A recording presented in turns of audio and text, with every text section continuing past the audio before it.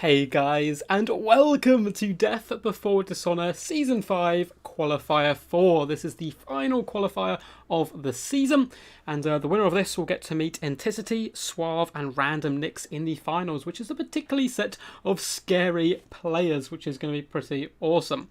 So we are going to be kicking off in just a second with Flying Taco up against the Viking in round 1. However, I'm just trying to sort some issues out with the other semi-final. It looks like someone played under a different name and stuff, or other quarter-final, sorry. So we are trying to sort out our last players. But the other quarter-final, or other semi-finalist, is going to be Noob for Life, and then possibly Ronan, or someone going under the name of Kane, but we're trying to figure out his name.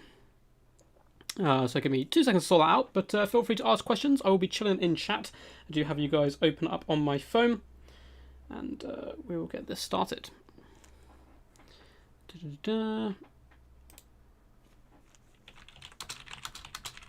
But obviously I wanted to hop in here, give you guys a little heads up anyway on what is going on, and basically try to sort out between these two guys who is going to be qualifying.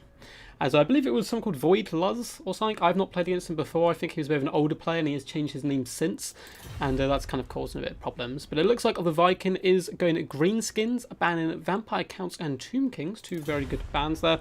Of course, we will be kicking off on Troll Country, and as every time Flying Taco is in the stream, I must remind you guys that he is my housemate's favourite player. So, you know, no pressure on him, but he must perform. He must perform. What's up, guys? Yo, yo, yo. I will speak to you guys in a second. Just trying to sort this out.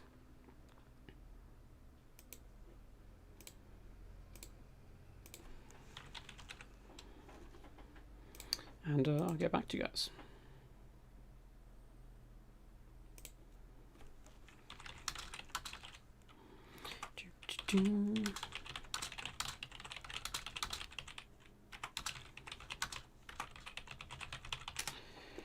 And yeah.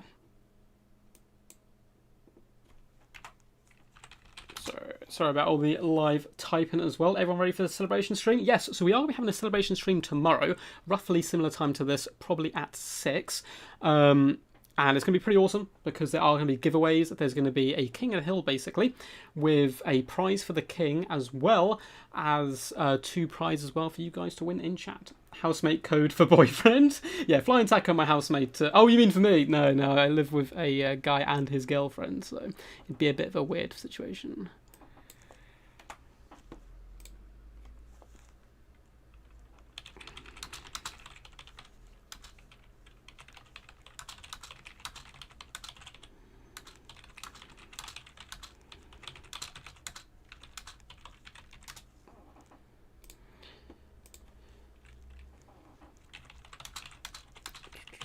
So sorry for all the typing. I'm very excited to get underway though. We've got a crazy set of players, kind of regardless of who does go through here. We're just trying to sort out a little issue. So we don't allow Smurfs, basically in the tournament. So if you're known to play under a name, you have to state that name, because otherwise you can get an advantage, of course, over newer players and stuff. And I think we just have an older player kind of return to the scene, playing under a different name, but then refusing to kind of give up his name.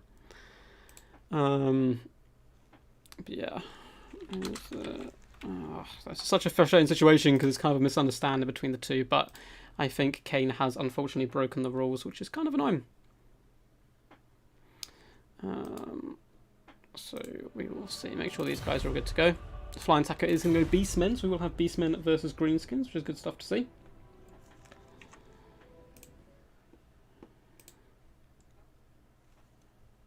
Cool.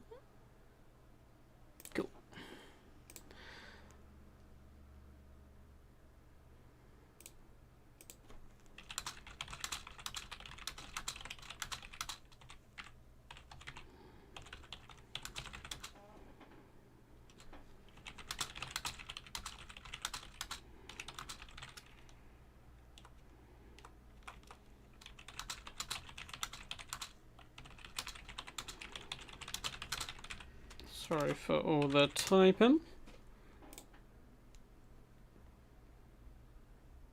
Oh, sorry, I just got a message about it.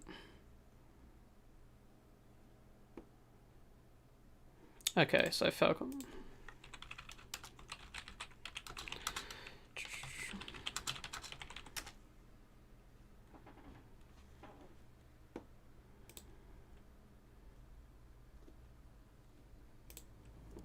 Cool, so it looks like we are ready to go in this first matchup. Sorry for the slow delay here as we start these technical issues. Hope you guys are all good in the hood anyway today and excited to see some skulls get cracked.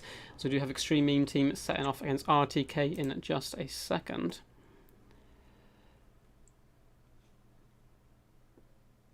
Yeah.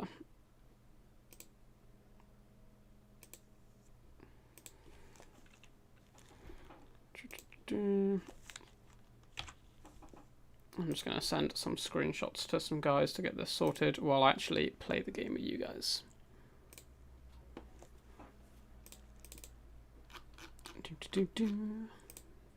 Boop.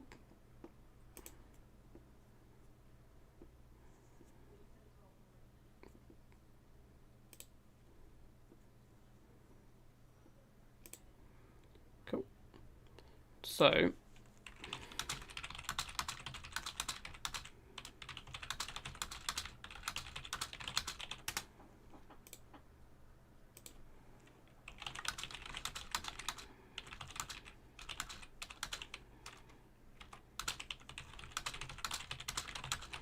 there we go, cool.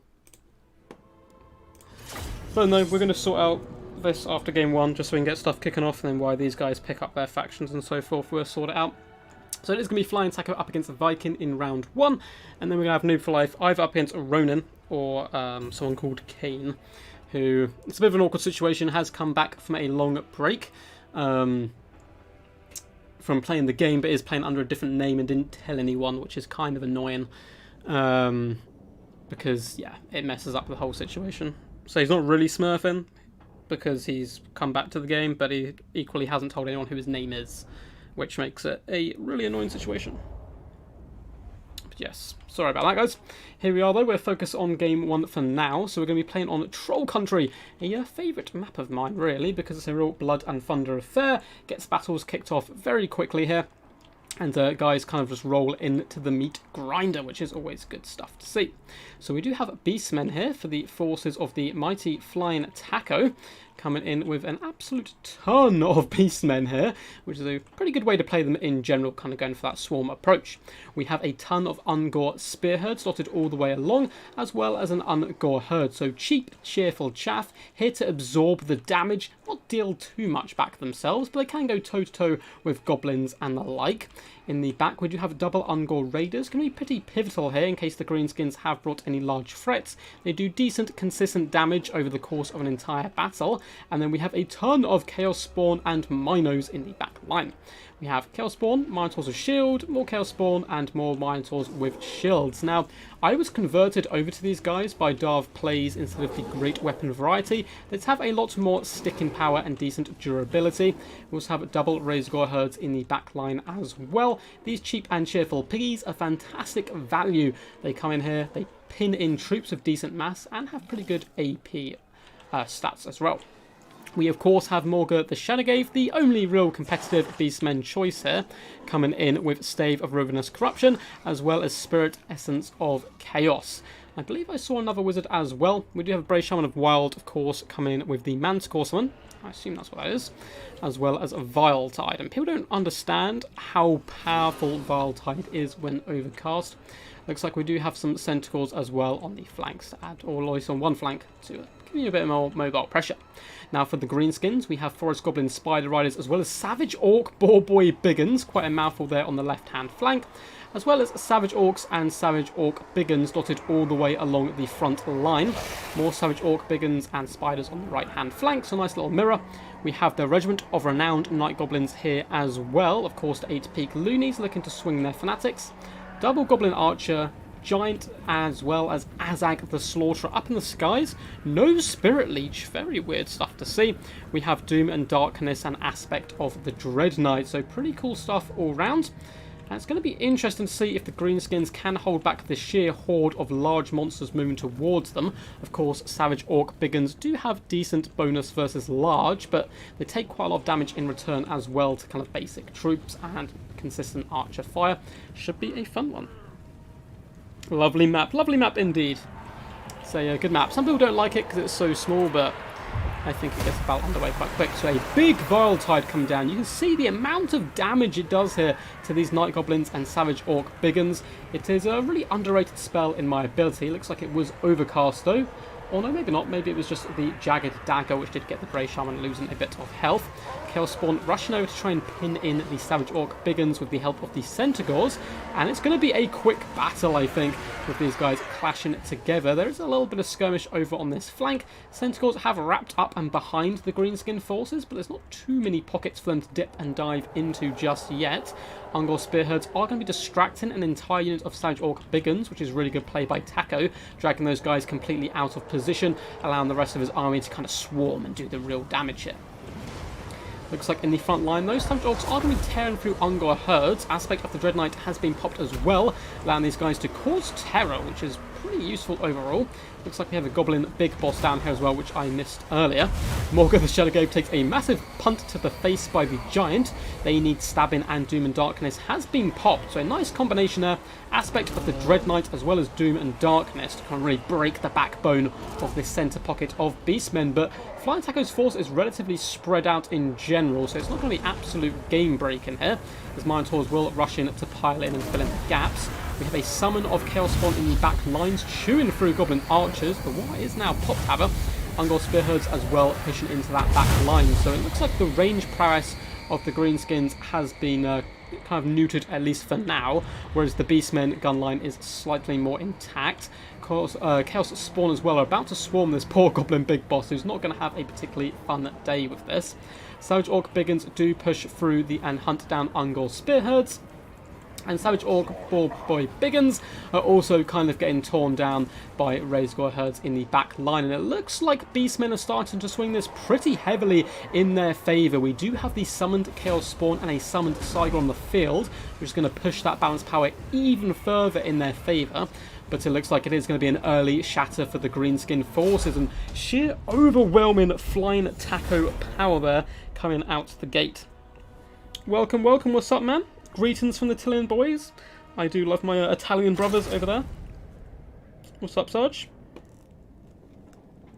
So, very well played. Two super fun builds, kind of relying on the cheap and cheerful chaff there, and the big monsters really punch through and do damage to the Greenskins. And Viking had the answer in the Savage Orc Biggins, but there was simply too many, and all those summons coming in really did help out the Taco Meister. GG, well played. So this next map is going to be River and Maxon, which is probably my favourite multiplayer map. So while these guys do sort this out, we will update the scoreboard. 1-0 to Taco, and let's finish off some of this off.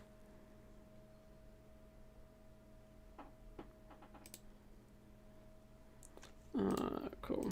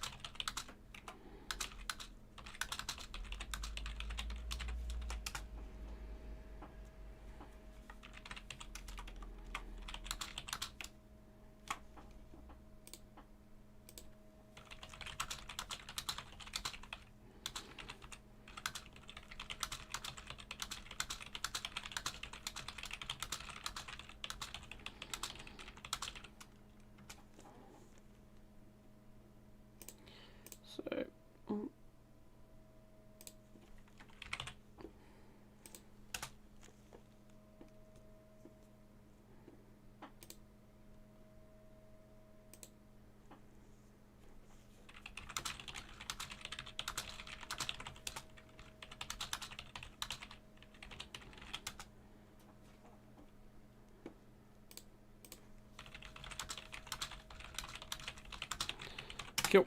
So what do you guys think of that first match anyway? I believe Kane is going to be going through here. We're just going to have to explain to him the smurfing rules in a little bit more detail next time to kind of stop this thing from happening. So, kind of in future events and so forth. But it looks like Flying Taco is going at Lizardmen, which is my favourite faction, of course, closely followed by the Wood Elves, whose new DLC I'm incredibly excited for. Banning Vampires and Dowie, of course, probably the two best factions to ban in this situation, in my opinion. And Viking is going to go Chaos, which is notoriously bad up against Lizardmen, but I'm sure he has a trick or two up his sleeve.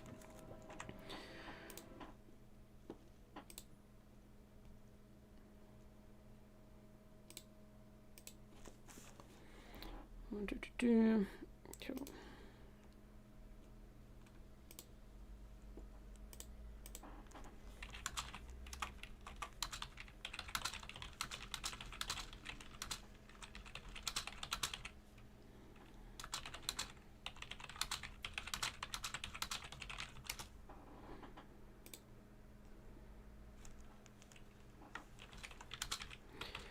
So in the next round, we will be having Noob for Life up against Kane, it looks like.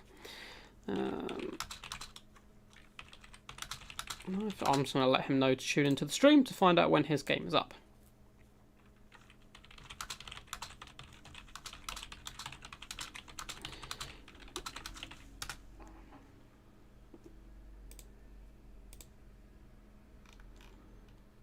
Cool, cool, cool. Good stuff. So I think we're all back under track. What's up, Magnus? Wait, what happened? Yeah, so basically, someone has come back from taking a long gap in the game, but playing under a different name than they did previously, which is kind of annoying because you don't know like the quality of player you're up against and stuff, and you can kind of get away with like, you know, I'm not saying he is, but you can get away from like breaking rules and stuff. I've had Ark and the Black do it to me personally before, and that type of stuff, and he didn't kind of state who he was. And Ronan asked, "Are you Alec Ral?" because he thought he was him, and he was like, "No," but he didn't then state who he was still. But he hasn't really broken the rules, to be honest. But yeah, it's kind of just a bad situation, to be honest. But he's going to be tuning here, so it's not really his fault either. I don't think he knew. But yeah, so he's going to get the... He did beat Ronan 2-0 in the end, so we are going to keep the results. But it's kind of annoying. But it is what it is. I don't think it's like either of their faults, really. Well, obviously not Ronan's, but I don't think it's this guy's fault either, which makes it a bit tricky. That's why I've been a bit quiet at the start of the stream, just trying to type manically and figure it out. But I got a message from Falcon saying he does actually know the guy, and there's just someone who does change their name occasionally, which sucks. But it's all good. It's not. We won't let it spoil, of course, like the rest of the stream and stuff.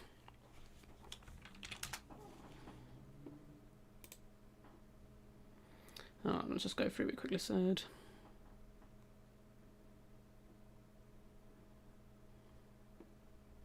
Cool, yeah. Just going through. Basically, just Falcon says, yeah, he knows him from back in the day a bit.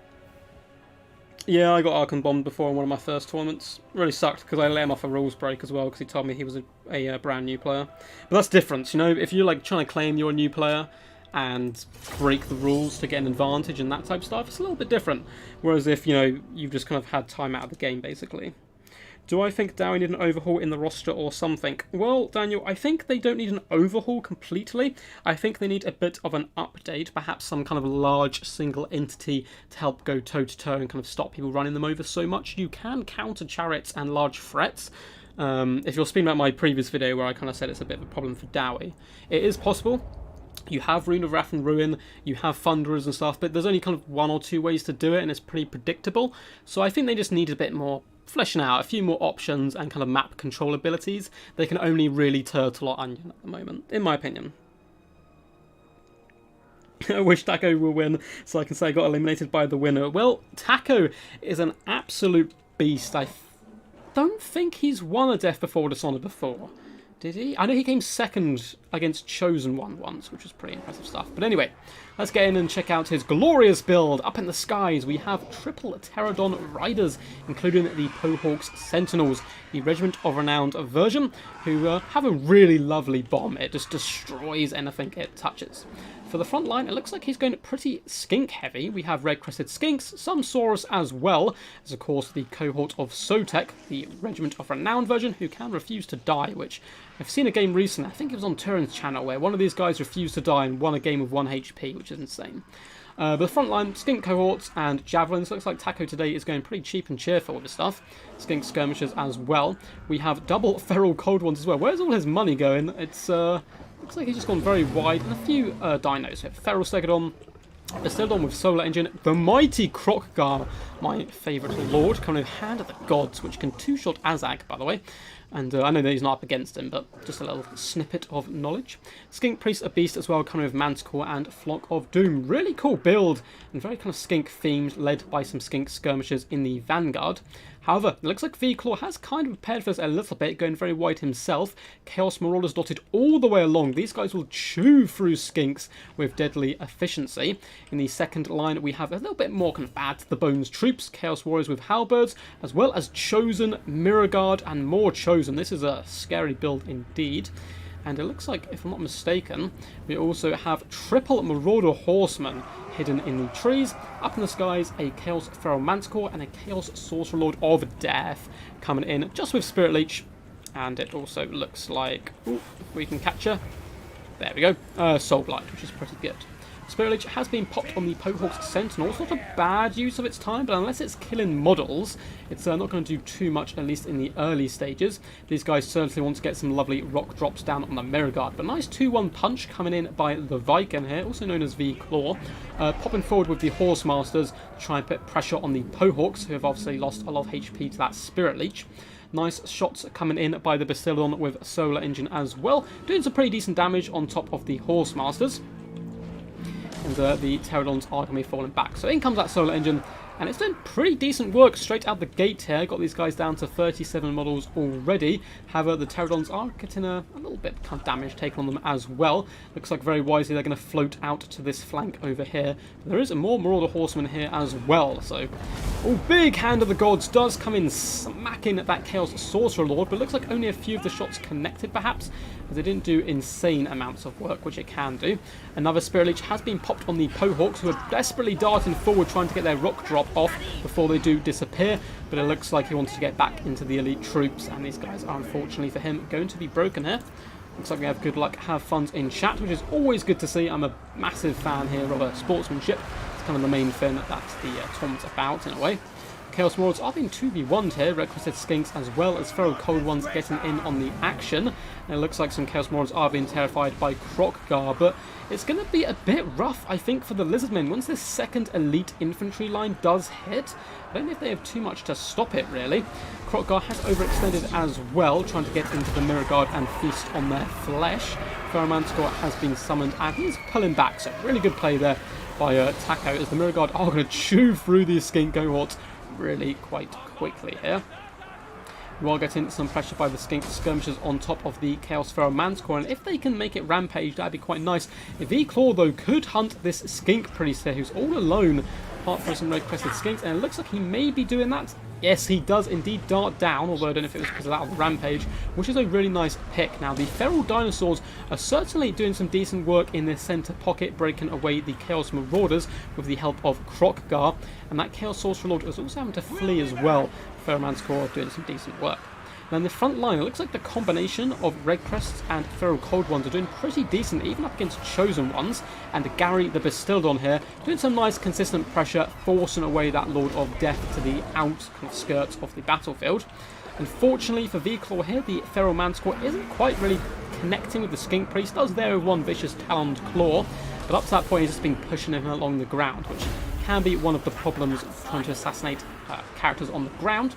It looks like the Sentinels, or not the Sentinels, sorry, but the Pterodon Riders are still fine. In fact, the Sentinels could come back into the action here. And somehow, Flying Taco is holding the line against overwhelming kind of firepower. Cohort of Sotek seem to be darting in the wrong direction here. Perhaps a misclick here by Taco. Those guys certainly need to get back in on the action. And the Force of Chaos are slowly grinding their way through these skink cohorts. However, there are some in reserve and still the big dinosaur, so it is going to come down to who can do the most damage initially. Lovely shot coming in by Gary here, raking down the flank of those Chaos Warriors with halberds. It looks like they may actually be able to break them, which is huge, because the halberds are the best answer alongside the Marauder Horsemen to take down these big dinos in the late game. Hand of the Gods does blitz its way through, and all the beams connect here, doing huge damage to that Chaos Sorcerer Lord of Death. And bringing her down quite low, 1,600 health, and now the Pterodons all of a sudden getting quite bold and chasing her down, which, you know, they can do at this point.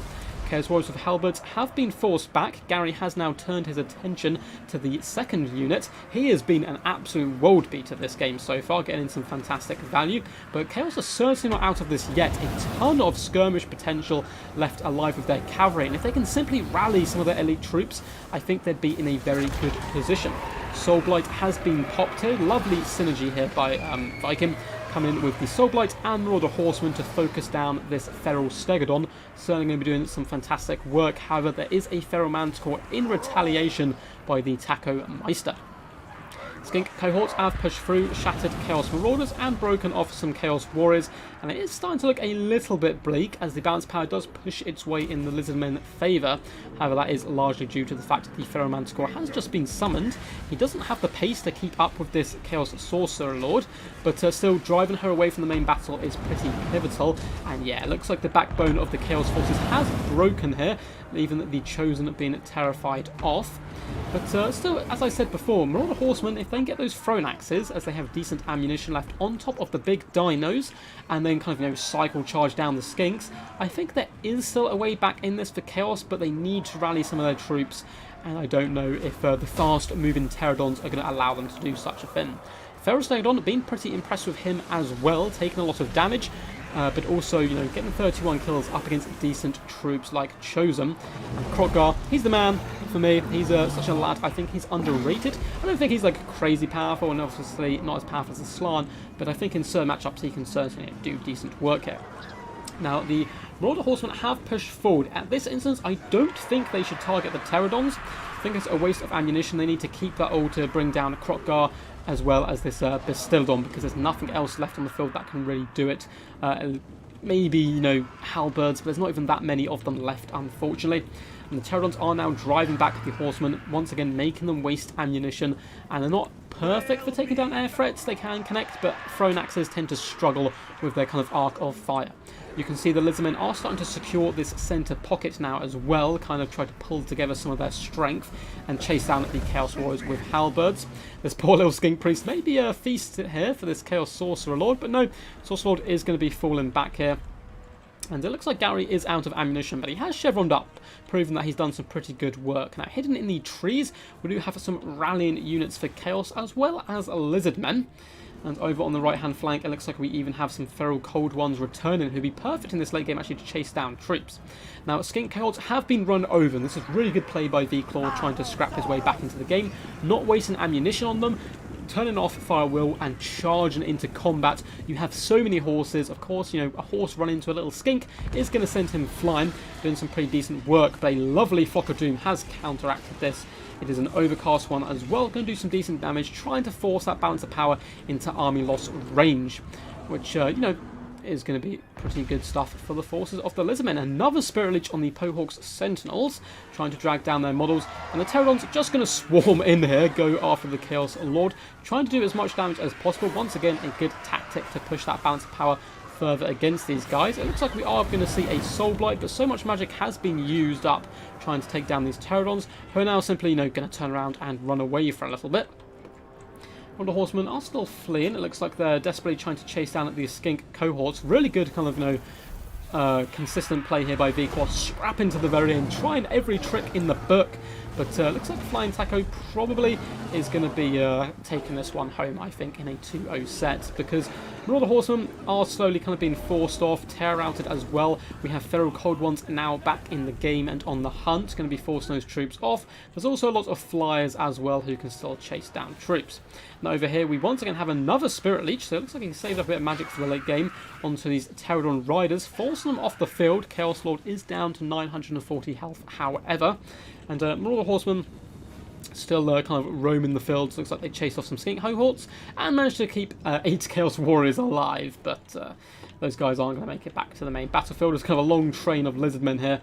I'm just going to chill out, basically, and wait for the cavalry to come to them. Yeah, Bob Trash. That's what I said, man.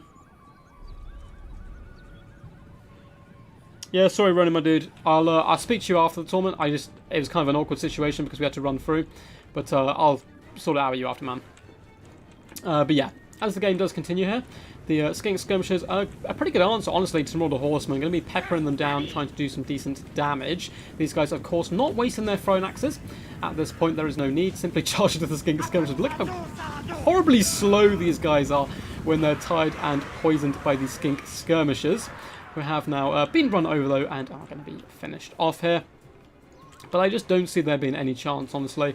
Like, Taco can simply move into the trees. He's still attacking with his Pterodon Riders up there in the high ground. So simply move into here and kind of waste the thrown axes. And even if all the axes do go into one of the dinosaurs, there's 3 pretty much full health dinos here, which is just going to be too much, I think. But I don't blame V-Claw for trying. I think it's a good thing he's still trying to scrap this out as much as possible. Now, if there's still some rock drops on these pterodons, it'd be a really good time to drop them. And there he does, getting a really good connection there. Looks like these guys are actually going to start to waver, and army losses do kick in, and down goes the claw. But a true champ there. Great game all round. You need to dope yourself with pineapple pizza. Pete, please give up, please. I mean, I don't mind him playing to the end there. I think he still had a chance for quite a while, but he slowly got whittled down. But very well played in a tough matchup. Loved Flying Taco's build. Not a type of build you normally expect here. You often see Temple Guard or a real skirmish build with Razordons, Salamanders, and all that good stuff. But still, really fun build. Lovely to see Crocodile in action as well. GG, well played. Great game. See you in the finals. Taco. So Taco should hop in to chat probably with you guys, I assume. So feel free to ask him questions about his builds and so forth. And yeah, hope you did enjoy that that bout there. And guys, as always, if you are enjoying, by the way, please feel free to hit that thumbs up button. And if you are new to the channel, welcome, welcome. We do all things Total War, well, Total War Warhammer at least, so feel free to subscribe and stick around for more good content. We do have a celebration stream tomorrow where you guys can win some prizes. I'm doing some giveaways. The king of the, it's going to be King of Hill, whoever wins will get a prize, and 2 people in chat will also have a chance to win a prize, and they're duck-themed prizes. It's really fun. But anyway, let's hop in next. So up next, guys, we do have, oh, I need to send the message to the guys quick. Lobby is up. Pass 1, 2, 3.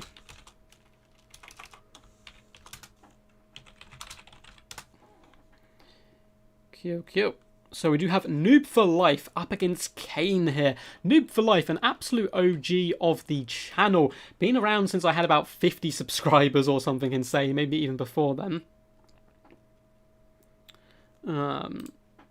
So actually, let's up their score. And yeah, cool to see him around. He actually went up against Consul of Rome in the quarterfinals, which is pretty funny because that is certainly a matchup we did like a month into me having a channel. It's really fun stuff seeing it going. What's up, Mr. Taco? No worries, Aristodemus man. Hope you're all good, dude. Not bar from ducks. I think we're going to be doing an actual duck Aristodemus for the winner of the Death Before Dishonour, but it is duck themed and it's channel themed as well. Welcome, guys. Hope you're enjoying. Good to see some familiar faces and old faces. Hand of the Gods goes, brr. Yeah, Scourge of the West. Hey, bud. So, let's update this. So we do have Noob for Life.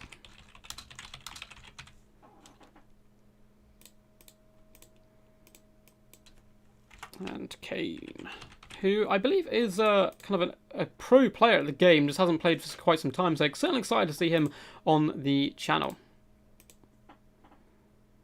And should be all good. So he hasn't joined yet, but I'll send him my Steam code in a sec if he can't find out. Briggsy, Noob for Life is a legend. He is indeed. He's been around for a while. We saw the draw attempt by the cohort. No denying it. What's up, David? How's it going, bud? Another guy who's been around for so long, which is always good to see. I really appreciate the support, and that's why we're doing these kind of giveaways, just to give back. It was meant to be a celebration for hitting 1,000 subscribers, but you guys got us there way quicker than planned, so I actually had this in the works for a while, and an artist I know called Amy, who's a really cool person, I'll link her channel when we do the big stream and so forth tomorrow, designed kind of the prizes and stuff. She also designed the new logo for the channel and all that good stuff. But yeah, good. I will quickly... Oh.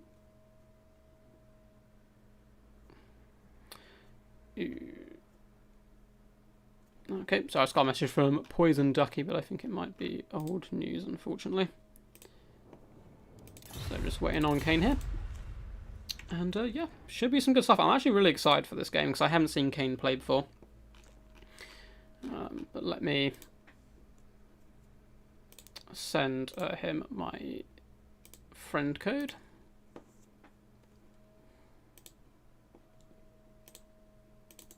Yep.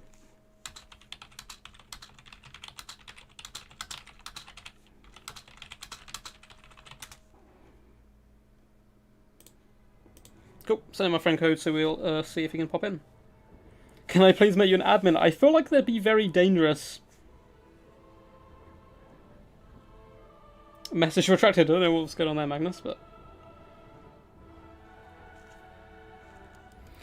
Oh, and let's switch the map. So our maps for this round are going to be Valley of Thieves, Summer Song, and Battle of Cairns, I want to say it's called. I've never done the map in a tournament before, but I did take a quick look at it, and it is on the kind of recommended maps and so forth.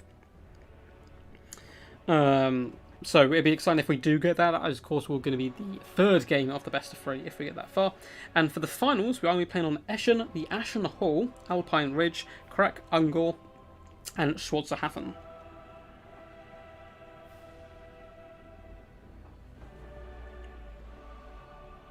Yeah, no, don't worry about it, Danger. It's all good. No rush. Okay, Kane's not replying.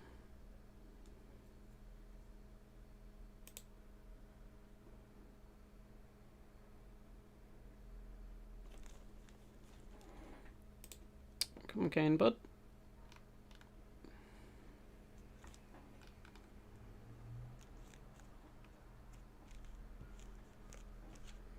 Alright, let's go for a message to make sure he's all good.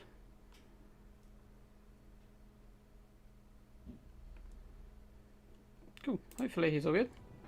And I'll be hopping in a second. I'll give him a couple of minutes to reply, so I'll message him on the main channel as well, just in case he doesn't get it.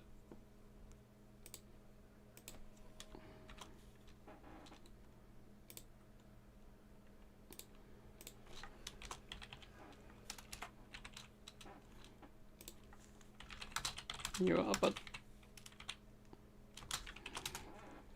Cool. Send him a little message in Discord, so hopefully he'll be joining us in just a second. Battle of Cairns is tiny. It is indeed. It is going to be a small map. It is banned, don't use it. What's this, sorry?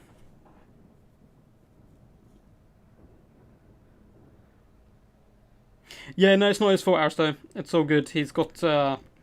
I don't want to speak too much on it because I don't know, like, all the details, but he has a, like, OCD ritual thing, so once he's done something once, he might do it multiple times, and for example. But it's all good. But yes. Normal archers can shoot immediately. Cool. I'll give him a couple more minutes to see if he's... Oh, there he has replied, perfect. Oh. Okay. Ronan, if you're in chat, my dude, please can you hop into the lobby? I think Kane's having to pull out, unfortunately.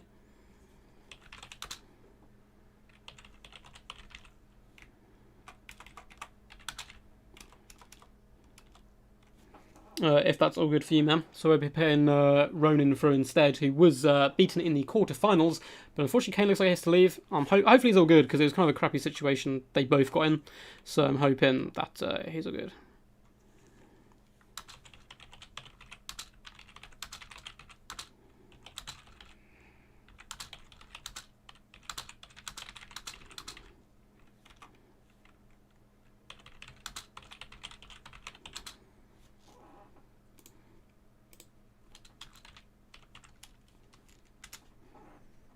If that's all good. So Ronan may be back, boys, which may be a load of Extreme Meme Team players kicking around. Let's see if Ronan is on. Sorry about all the graps like at the start of the stream in here now, guys. We're just kind of sorting through stuff, little admin stuff, which does unfortunately happen in tournaments.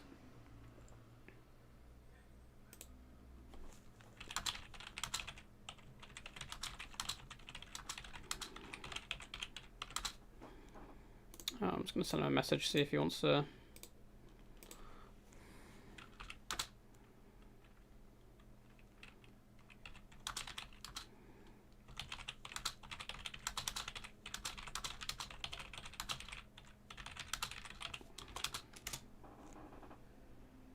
Cool, I think he's all good. I think he might just have to leave. Yeah, which sucks, but we will switch it over quickly to Ronan. If Ronan is around to play, that is.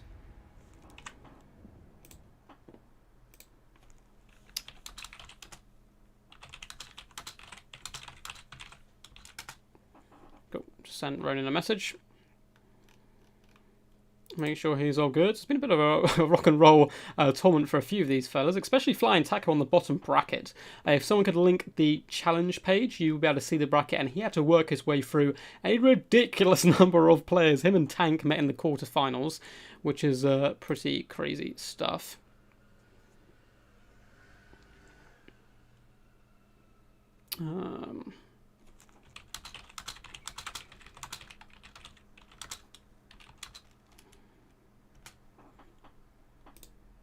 Cool, so Ronan is going to be popping in. Awesome. Yes, also get to bash the noob. Hype. So Noob for Life, very excited about this. We are going to get it back on the way. No worries, Ronan. Just hop in, man, when you're ready. And once again, guys, all I can say is, sorry for the wait in between games. It does happen, unfortunately. But I'm glad you're all here chilling. The streams have really, picked up in numbers recently. Jeez, we're up to, 58 people watching right now. Hey, guys. Lovely to see so many kind of OGs here, as well as new people as well.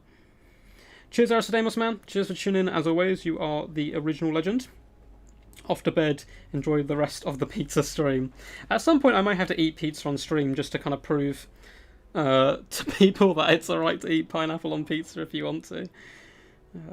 Thanks, Stormrunner, for linking challenge. So if you click on there, you can see the bracket and all the players who played today. Hey.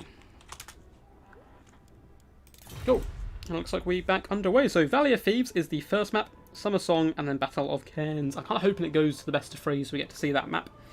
And one of these boys will be meeting Flying Taco in the final today, and the winner of that final will meet Inticity, Suave, and Random Mix, which is a crazy set of players. Each year we get, well not each year, so each tournament we get a crazy group of players coming together for that finals, and I haven't fully decided on the prize yet. I might run it by the guys, but it is either going to be a Lord of the Rings themed rubber duck, or more of the prizes which I am releasing tomorrow. So it's going to be kind of like a run-in fin with them, which you'll find out.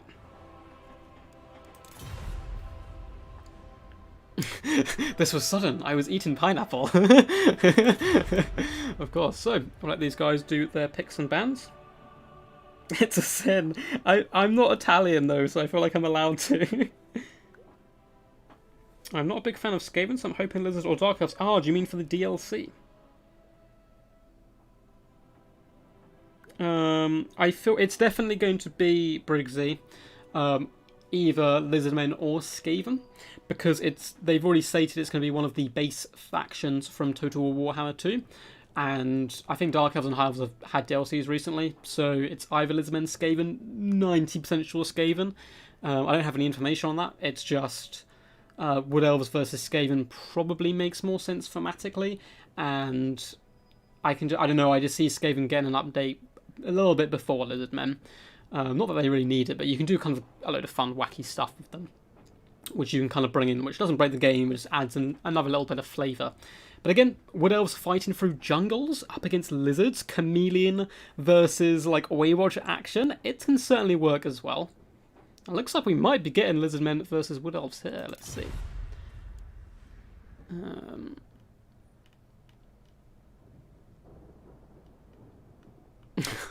I mean, okay, so Ronan is going Wood Elves, banning Dowie and High Elves. Two very good bans there. You don't really want to be facing Dowie at all. It's probably your worst matchup. High Elves is doable, but again, it's one of those matchups which is pretty tough. Now, there is a glaring hole here, which is Bretonia. Bretonia are known as the hardest counter for Wood Elves, which I don't think they actually are. I think Dowie's actually a bit worse for them, but they're known as one of the hardest counters for Wood Elves. But Ronan knows that matchup so well. He practices it so well and has certainly managed to turn it around. And I think in general, Wood Elf players have got a lot better at managing that matchup. I don't hate it now. It's still pretty tough, but you have different tools you can bring to kind of drag them down.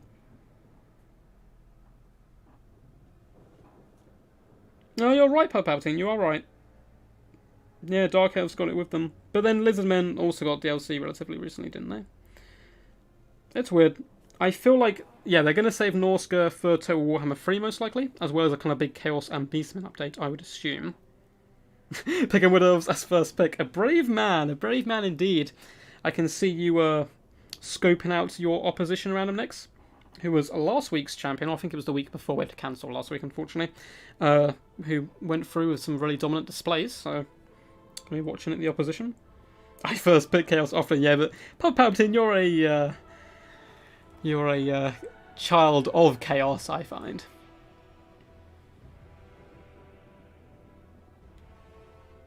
Cool. It looks like he's surprised he didn't ban Bretonia, so he looks like Slangold, also known as New for Life, sorry, is going to go Bretonia. Now, did I change the scoreboard? I didn't. Cool. So we will be seeing Kane back on the channel, though. I'm going to have a word with him, because it was just a whole kind of fortunate situation, basically, where he kind of broke the rules, kind of didn't, but didn't mean to, obviously. So it's not his fault either, so I'm going to try and get him back on the channel for a best of 5 up against someone soon, perhaps next week. Would be a good idea. So we'll be seeing him soon, so don't worry. Do Norska class as Game 2? No, Norska were Game 1 DLC. Ronan playing my Wood Elf boys here. I thought you might like this one. I'm happy you managed to stick around for it. Yeah, Lizardmen don't need your units. But, but it'd be cool. And there is one or two kind of Lizardmen units left off the roster, like the Skink Oracles, I believe it is, with, I'm going to butcher his name, but I believe Troglodon, I think, is the name of the dinosaur they ride into battle, like a blind dinosaur. And Skaven, I still think are very powerful. I don't know if they need DLC units, but they can certainly have them. I think Lizardmen are in a really lovely balanced situation. You can play them in multiple different ways. They're one of my favourite factions, actually my favourite faction, and I often don't mind picking them first as long as I can kind of ban pirates. I think you have some unfavorable matchups, but you can tend to swing it kind of, relatively evenly. Yeah, Legions of Chaos. I don't know if they're actually going to pit them all as one faction for balance and reasons, but they'll definitely do something along those lines. Yes, Troglodon. Ah, so Bob, you might have missed this. So unfortunately the other guys had to drop out. He's just said he had to go. I think it was just a time issue. So Ronan's going to take his place because he was the next in line. He got beaten in the quarterfinals by him. But we will see more of Kane in the future. I'm going to get him back on the channel just to make sure everything's all cool. I don't remember the map, so this is ending badly. Valley of Thieves is a pretty open map, so it should give him plenty of potential to kind of maneuver and shoot, but there's also no trees to hide in, unfortunately, which could cost him. Maybe it would have been better to wait in for Battle of Cairns to pull out the Wood Elves, although that is quite a short map as well. Hopefully, say, will buff Storm Vermin. They're so terrible, says David the White Lizard. Yeah, they used to, I think, be considered okay. I used to see them now and again in matchups. I do like the Council Guard, however, but they're not amazing either. Skaven are the best, yes, yes. I think my first ever game on the channel might have been with Skaven. I'm not sure. It was a long time ago. That's when they did their first DLC. But we've grown a lot since then, which is awesome. Can't thank you guys enough for that. And we will be doing the 1,000 sub celebration, of course, soon as well. Because you guys now have access to a few more things. You have access to Super Chat, you have access to stickers. I don't know if I can personalise stickers. I haven't done too much YouTube stuff before, to be honest. We meant to do a load of streams when we hit 1,000 subs to experiment with new stuff, but we've had to kind of spread them out a little bit more. But yeah, Super Chat should be a thing, stickers should be a thing, and unfortunately you guys do get adverts in your videos now, but they all help the cause, and help me take over the world with that glorious duck domination. Anyway, for Noob for Life's forces, who often does bring up pretty memey builds, but it looks like he's going a pretty serious here, with the backbone of any good Bretonian force, a ton of glorious peasant mobs dotted all the way along. Fantastic in this matchup, simply to die basically, take arrows to the face, so the more important units don't have to. We have a double paladin up in the sky, which is pretty damn cool, and Fey Enchantress down on the ground of Earthblood and Shield of Thorns. That Earthblood is going to be particularly useful with the paladins, who can group together. For the main battle line, we have men-at-arms with shields. Once again, cheap, cheerful, can do okay up against Eternal Guard and Dryads and the like. They'll lose eventually, but they'll hold the line for a decent amount of time, and they are shielded, of course, to soak up missile pressure. We have Quad Peasant Bowmen, good value for money, basically. Much like the Beastmen Archers we saw Flying Taco bring earlier. They're cheap, but mass arrows over the course of battle will do decent damage.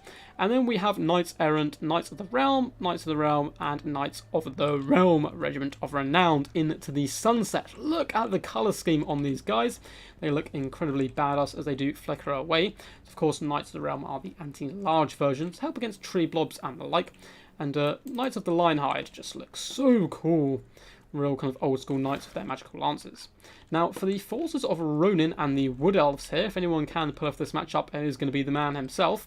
Coming in with triple Way Watchers, so going for a pretty standard build. Triple Way Watchers and then Wild Riders to protect them as much as possible. We do have a Lord as well, or Lady, just with the Prey coming in the back lines, and then we have Mass Eternal Guard as well as some War Dancers with Azrai Spears. A really underused unit in my opinion. These ladies can certainly do some decent work against Cav if they can catch them without being run over. That is the problem. And we have a Spellslinger of Life coming in with Earthblood. So the main idea here is the Way Watchers to pick off key targets, fall back to the protection of the Wild Riders, and once that gets compromised, fall back to protection of the Eternal Guard. Going to be interesting. Like, for example, do you take down the Peasant Bowmen? You mean you have to basically take down the Peasant Bowmen with the Way Watchers, but gold-wise, they're so cheap compared to the ammunition you're wasting, which you need to take down the Knights. So these Way Watchers need to kill all the Peasant Bowmen and all the Knights, basically. It's a real tricky situation for the Wood Elves in general. I don't remember this map. Ronin's holding out to wait for Lizardmen. This will give you the right to trash talk me after. I love it. Our Wildwood Rangers are very good. They are indeed. But again, they are pretty squishy. They kind of get run over by Cav still, unfortunately, shot Cav. So, looks like the Way Watchers are not, or are on fire at will, which, I mean, is, requires a tiny bit less micro, so I don't hate it. But those shots are going to be going into the men-at-arms, which, isn't going to be kind of getting consistent value here. But it looks like they have now switched to the Knights of the Realm, who managed to charge through that volley, ducking under the arrow fire of the Way Watchers here. As they do switch their target to the Peasant Bowmen, which I think is a good idea. They do need to shut those guys down, but also switching between targets I like quite a lot to keep Noob for Life really on his toes here. Pegasus Knights do take a volley to the face, not losing any models, but they are having to fall back here. And we can see one of the Majestic Beasts does fall to the ground here. Way Watchers once again switching targets. Lovely play so far by Ronin, really kind of bouncing between different targets. The whole Wood Elf force is falling back here now. One big problem is that there's a pretty decent gap between his Eternal Guard and his Way Watchers here. So the Wild Riders are going to have to force their way in. Decent charge though, and of course they do a lot of shock damage. A lovely net does pop down on the Knight of the Realm, but as they have committed on this left-hand flank, Noob for Life is going to take this opportunity to push forward with his Pegasus Knights and dart into the Way Watchers. There's simply not enough to protect them at the moment, as more Knights do flood up the flank, but are pushed away by more Wild Riders. You can see one unit did have to get sacrificed here in order to kind of pin back these Knights, but doing some fantastic damage. More importantly, holding the line, but big micro mismanagement by Ronin. The Glade Lady does get caught here by the double Paladin, and she is running for the hills, which is pretty disastrous. I think they've done a pretty damn good job so far. But, of course, there's so much for him to micro with this Wood Elf build in this matchup. Knights do start to drive through, and you can see Way Watchers have been compromised slightly. However, Eternal Guard can push forward, and what this has brought as well, the Knights are all very much overextended now. The peasants aren't here to support, and these Knights can get dragged down by Eternal Guard unless they do fall back. And it looks like a few of them are being pulled apart here in a kind of dangerous situations. These Eternal Guard need to push forward. War Dancers of Azrai Spears being a lovely counter to the Knights, but the Glade Lady going down is a real disaster here for the Wood Elves, mainly because a lot of their forces may start to break and run away. So apart from that, Ronin has played this game incredibly well so far. So his Way Watchers have fallen back into the centre pocket. Pegasus Knights have managed to catch up, but take a huge volley on the charge here. Probably going to be going down. Spellslinger looks like she may get assassinated relatively soon. And the Knights are all being dragged down. Wood Elves are certainly not out of this yet. And the balanced power is slightly against them, but probably due to the fact their Lord is done. Way Watchers do force off the Pegasus Knights, who have been forced back and killed here. Knights Realm don't dart into the back lines, but Wild Riders are here to support. Peasant mobs as well, trying to get in on the action. But Eternal Guard's going to be saying hello to these lads right here.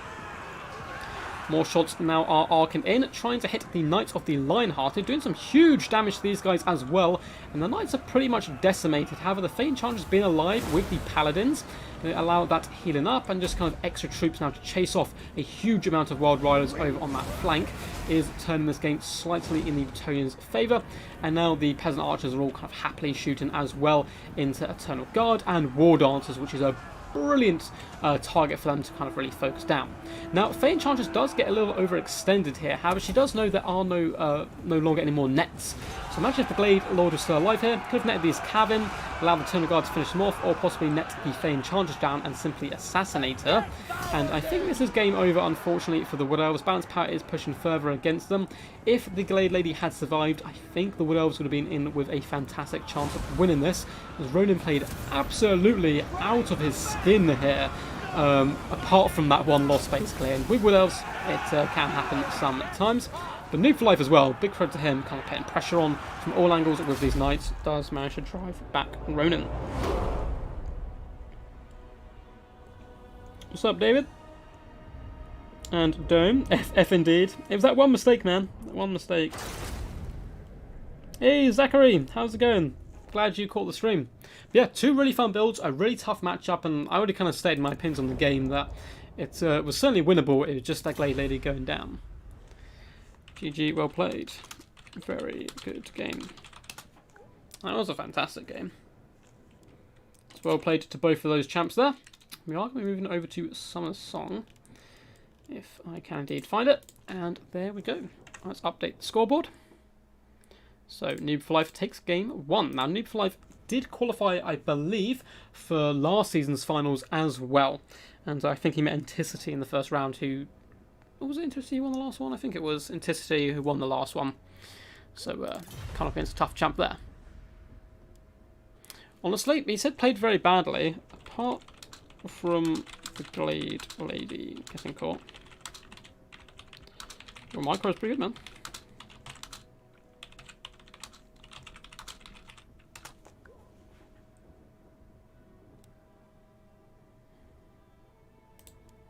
Yeah, I don't think he should be harsh on himself there at all. I thought it was honestly a really good display from him, especially by the Way Watchers. Yeah, so the Way Watchers are a bit far ahead of the front line at the start, Felix, but it kind of worked. Like, you drag them back, and then you hit them with the roadblock, which is the Wild Riders, who then fall back as well. And hopefully by that time, the Way Watchers got behind the spears. And that's what he did, and you saw most of the Way Watchers got back and survived, but the Glade Lady didn't, so her kind of being pushed forward, I think, was the biggest mistake. But yeah, I think you are right to a point. Maybe it's slightly, could have pushed up a little bit more of the Eternal Guard, perhaps. But very good stuff. Have you got any clues to what sort of content the Wood Elves are getting in the update thing? So it is going to be a full DLC. Is what we know. We're getting 2 Legendary Lords for the Wood Elves, as well as a Legendary Lord for someone else, as well, whoever the other faction is. We're getting a new Law of Magic for the Wood Elves, specifically for them, I believe. I'm trying to remember off the top of my head of the update we were given. And there was a big hint that we're either going to see Drycha or Ariel, whatever her name is, Orion's side piece. So we should be seeing one of them as well. I'm really hoping for Sisters of Twilight. Someone told me, said they weren't doing them because of animations or something, but I looked it up and I couldn't find anything, so hopefully we get them plus one of the others. I could see Drycha being a legendary hero as well, perhaps, or even Ariel, so...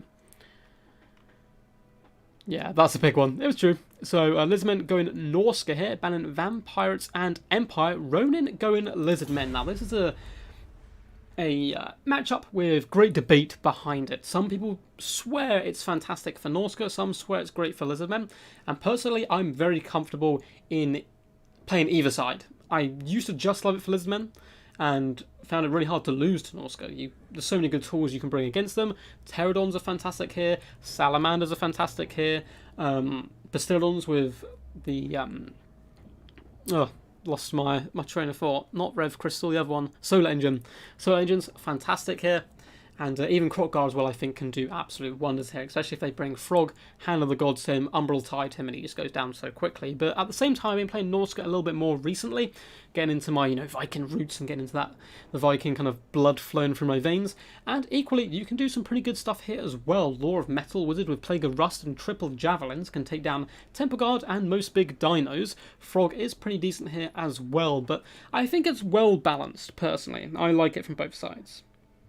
Yeah, David, the White Lizard, I agree. I hope it's Ariel and Dryche is like a legendary hero, but I can see Ariel being a legendary hero because, a bit like the Green Knight in campaign, because she doesn't really ever leave the forest, neither does Dryche, so it'd be a bit strange seeing them run around the map. So, CA said Ariel wasn't fit in to lead armies. Oh, perfect, Pacta. So hopefully we will be seeing Sisters of Twilight. If you can pin me to where you read that, Pacta, that'd be perfect. And welcome, dude. We were talking about you early, man. That we're hoping you'd make the tournament. Need to get you back on the channel soon. But yeah, that's what I know, Dome, anyway. When I know more stuff, I will obviously let you guys know. I should be getting, well, hopefully, if Troy is any like indicator, I should be getting some early access for you guys as well.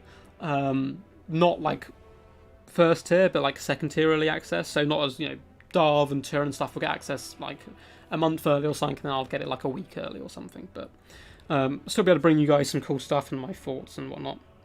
Yeah, that's what I mean. Like Palpatine says he's never lost it as Norska, and for a long time I never lost it as Lizardmen. Just so it's a good fun one. I really like this. Peace out, Briggsy man. Always good to have you here, dude. I'll see you soon, man. Once again, guys, thank you all for tuning in. We've been rolling for an hour now. And after this game, we could be going into the finals. One of these boys does have the pleasure of fighting Flying Taco in the finals. And once again, my housemate forces me to say this every single time. I actually spoke to him before we streamed. Flying Taco is his favourite player. So, Flying Taco has the extra weight of my housemate who occasionally watches Total War videos on his shoulders. And we got into Total War via Turin's channel, I believe. We both kind of watched it like a year or a bit more ago, like a year and a half ago or whatever. And watched some like ECL and stuff. And I was like, you know what? It's time to get into this game. Yeah, David, in training games, like, you can try anything, man. A 60-minute battle. Oof, that'd be rush. I mean, technically the time limit on this is 60 minutes, but it never reaches that because we have attacking rules. Blood for the blood god! Hey, Eric. How's it going, man? Good to see you around, dude. I am trying to keep up with chat, guys, but it is on my phone, unfortunately, so it's a bit hard to read. Oh, I meant to shout someone out as well. So last time someone did a donation on PayPal for me, but I completely missed it because my phone wasn't set up annoyingly. I will find their name later. I told them I'd give them a shout out this time because I didn't do it last time.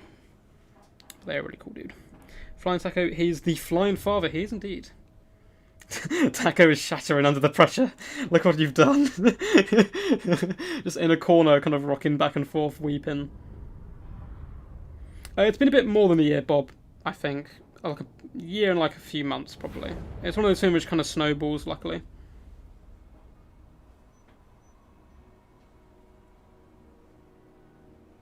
Oh, they both have left. See, Davina is the person to go to for Wood Elves. She's very knowledgeable about how to play them as well as use them. So if you do actually have any questions or want to practice, I'm sure she'd be happy to help. You could find her on my Discord. Sorry for dropping you in that, by the way, if you don't want to play people, but, you know, I'm sure she'd be happy to help. And feel free to join my Discord, by the way, guys. If you do want to get involved in tournaments like this, we've got a King of the Hill stream tomorrow. It gives you updates on my YouTube channel, and you just get to chat to a load of cool people. So if you're trying to learn the game, it's great, and if you just want to play with some pros, it's also great.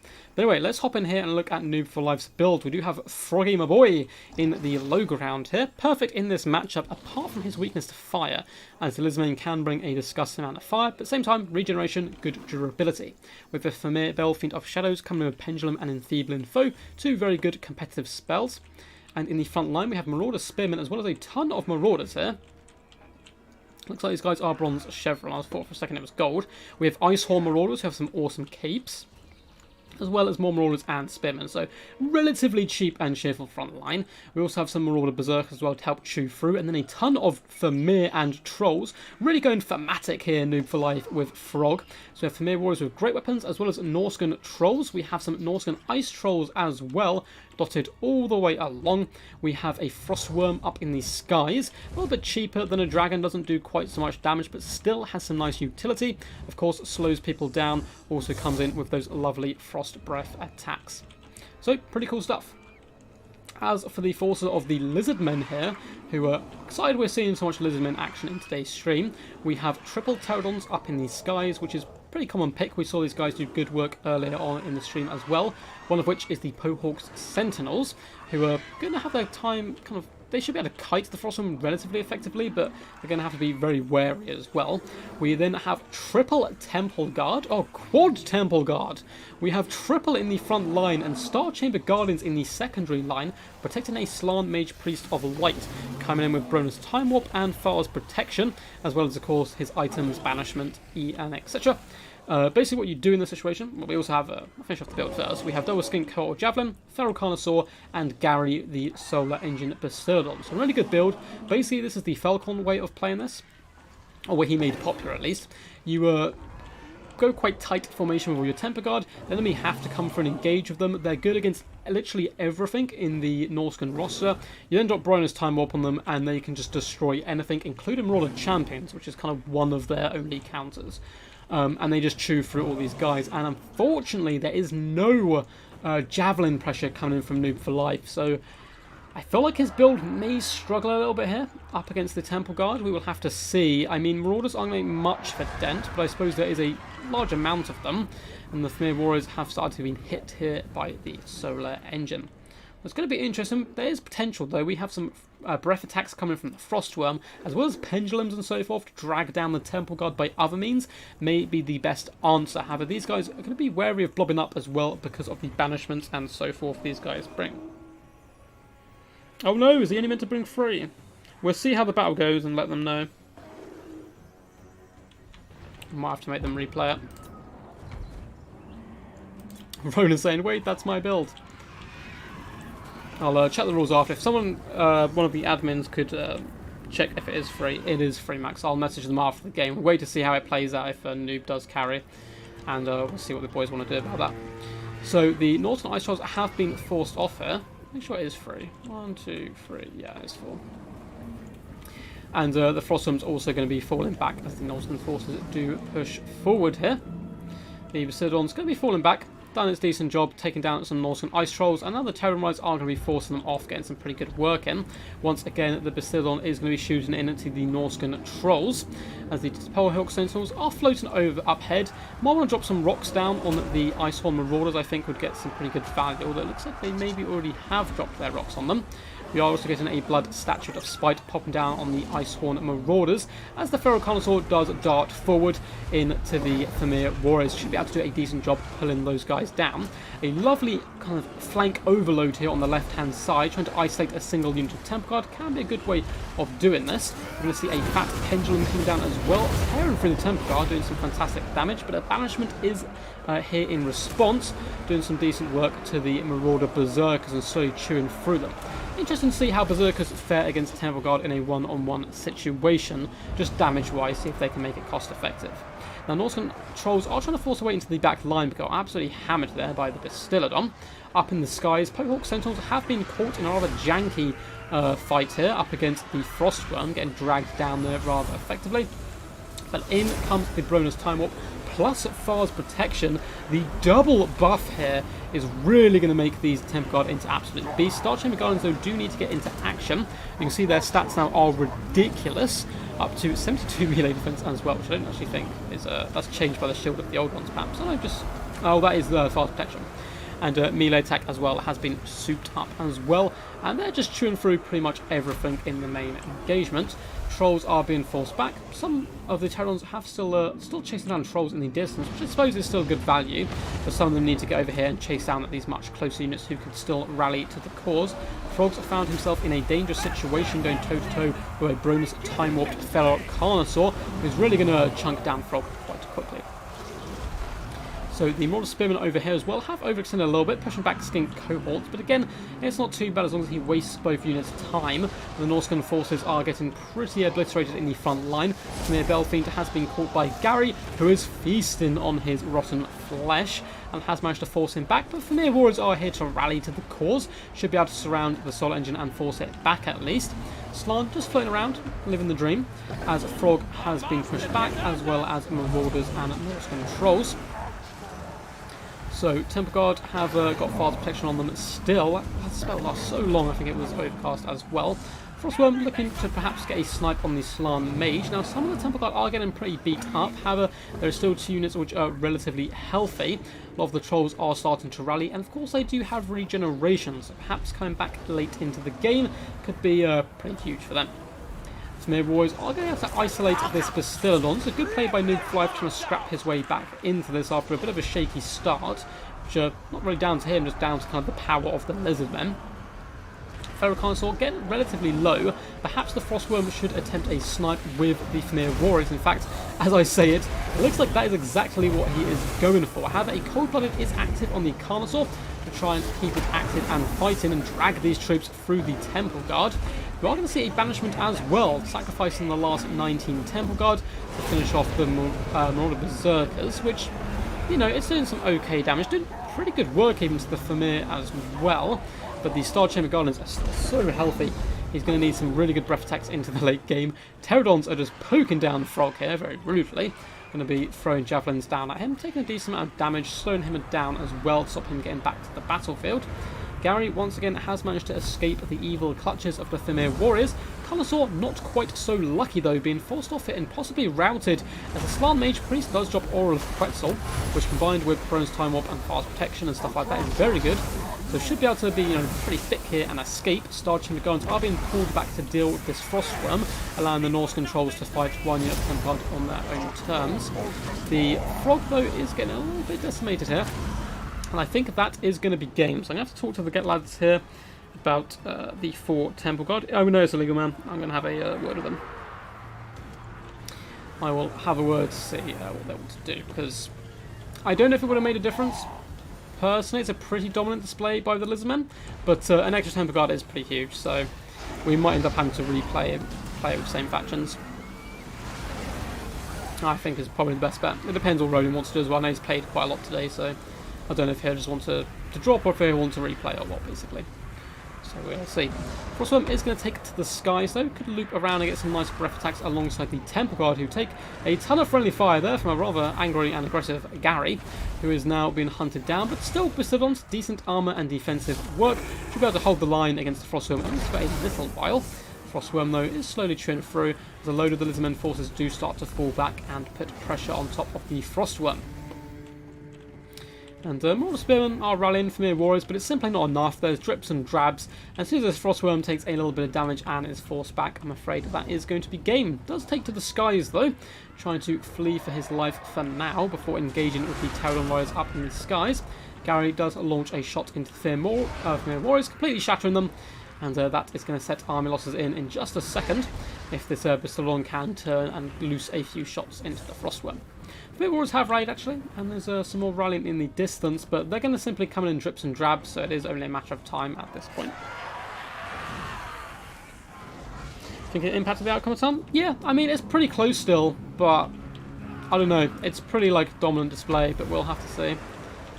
I'll let the boys know.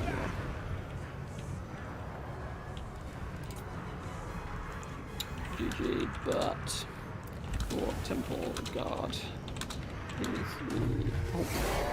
I didn't want to tell them at the time because I don't know if they would have looked at chat during the game. So we'll see. I thought we'd play out the game just in case as well. Noob5 won it, then it wouldn't have been a problem. But unfortunately, Ronan Temple Guard are limited to 3. Unless the rules have changed, because I know they've updated recently. So I'm just going to quickly double check, but I'm pretty sure that it's still 3. Cool. So we are playing Banner Rules, which is made by a lovely group of people, including Aerocrastic. Let me quickly check. But thank you guys for spotting that, by the way, and putting it out there. Yeah, maximum 3 is still the rules, I'm afraid.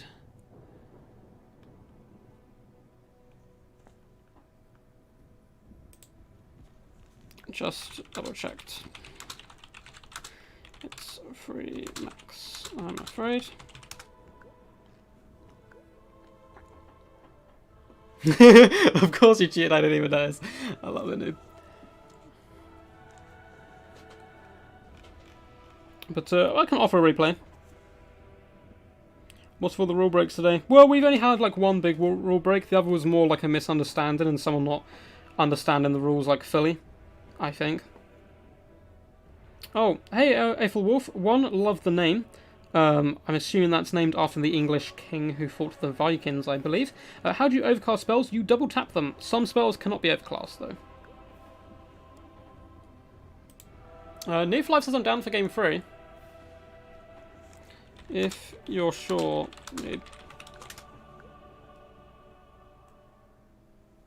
up to you. I mean, I'll give it to Noob. If Noob wants to go to game 3, I know these guys are clan mates, and, you know, if they want to do game 3, that's fine by me, in this kind of situation. If not, I would give the win for Noob for Life. If he wanted it, it's fine. But I think Noob for Life's been an absolute champ here for you guys and making you guys see game 3.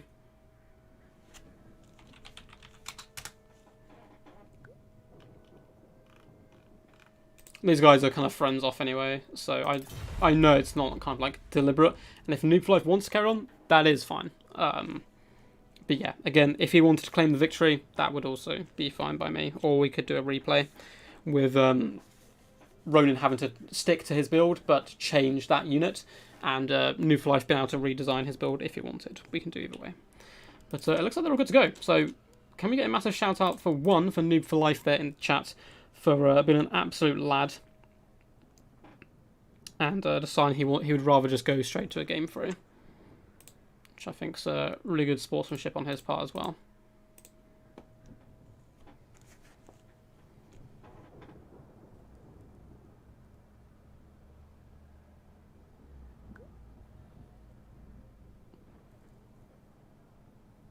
Ban them both, disqualify them.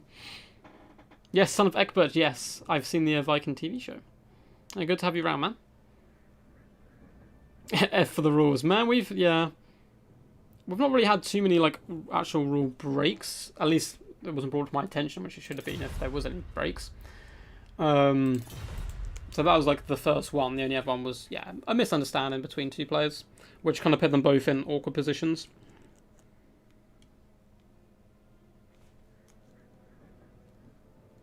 Yeah, I think Palpatine's right. I mean, I know it was built around them, but I think the free Temple Guard would have done it anyway.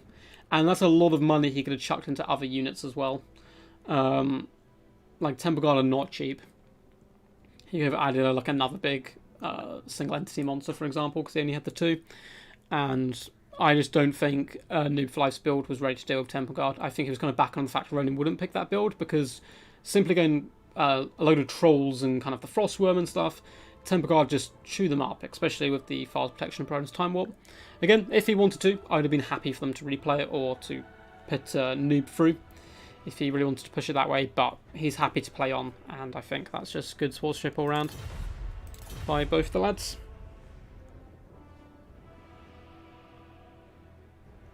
Hope Mr. Taco is still with us and watching, as he will be up soon. He'll be up after this game, indeed. We are here on Battle of Cairns, a map I haven't used in tournaments before. It is listed as green on the recommended tournament maps, which Falcon, the rather great community member, an absolute lad, has made kind of a list of multiplayer games, or multiplayer maps, sorry, which I recommend people using for tournaments, and this is one of them. It's going to be close quarters, quite small, so I thought it'd be quite exciting battle. Maybe like a troll country. A lot of the Italian crew in here representing for Ronan. Either way, we're going to have an Extreme Meme Team final. So, who did Taco take out? I'm trying to remember off the top of my head. Oh no. Oh, it was Viking. Viking. You are here. Perfect, dude. Just making sure you're still awake and everything. Apologies as well, those, for who wanted to play in... we kind of clashed a little bit with ECL. Luckily, they won't be streamed until later, so you don't have to worry about that. Everyone can kind of hop over to that after this is finished. Well, it might be like an hour or so after this is finished, I would assume it will start. But I recommend going over there and checking out some more glorious tournament play. We did unfortunately clash with them a little bit, but it kind of worked in our favour anyway, because it's not really kind on European times today, the ECL, so we can still kind of cast and get through our games. apologies to the players who are going to have to play tournaments back to back, which is going to be rather scary stuff.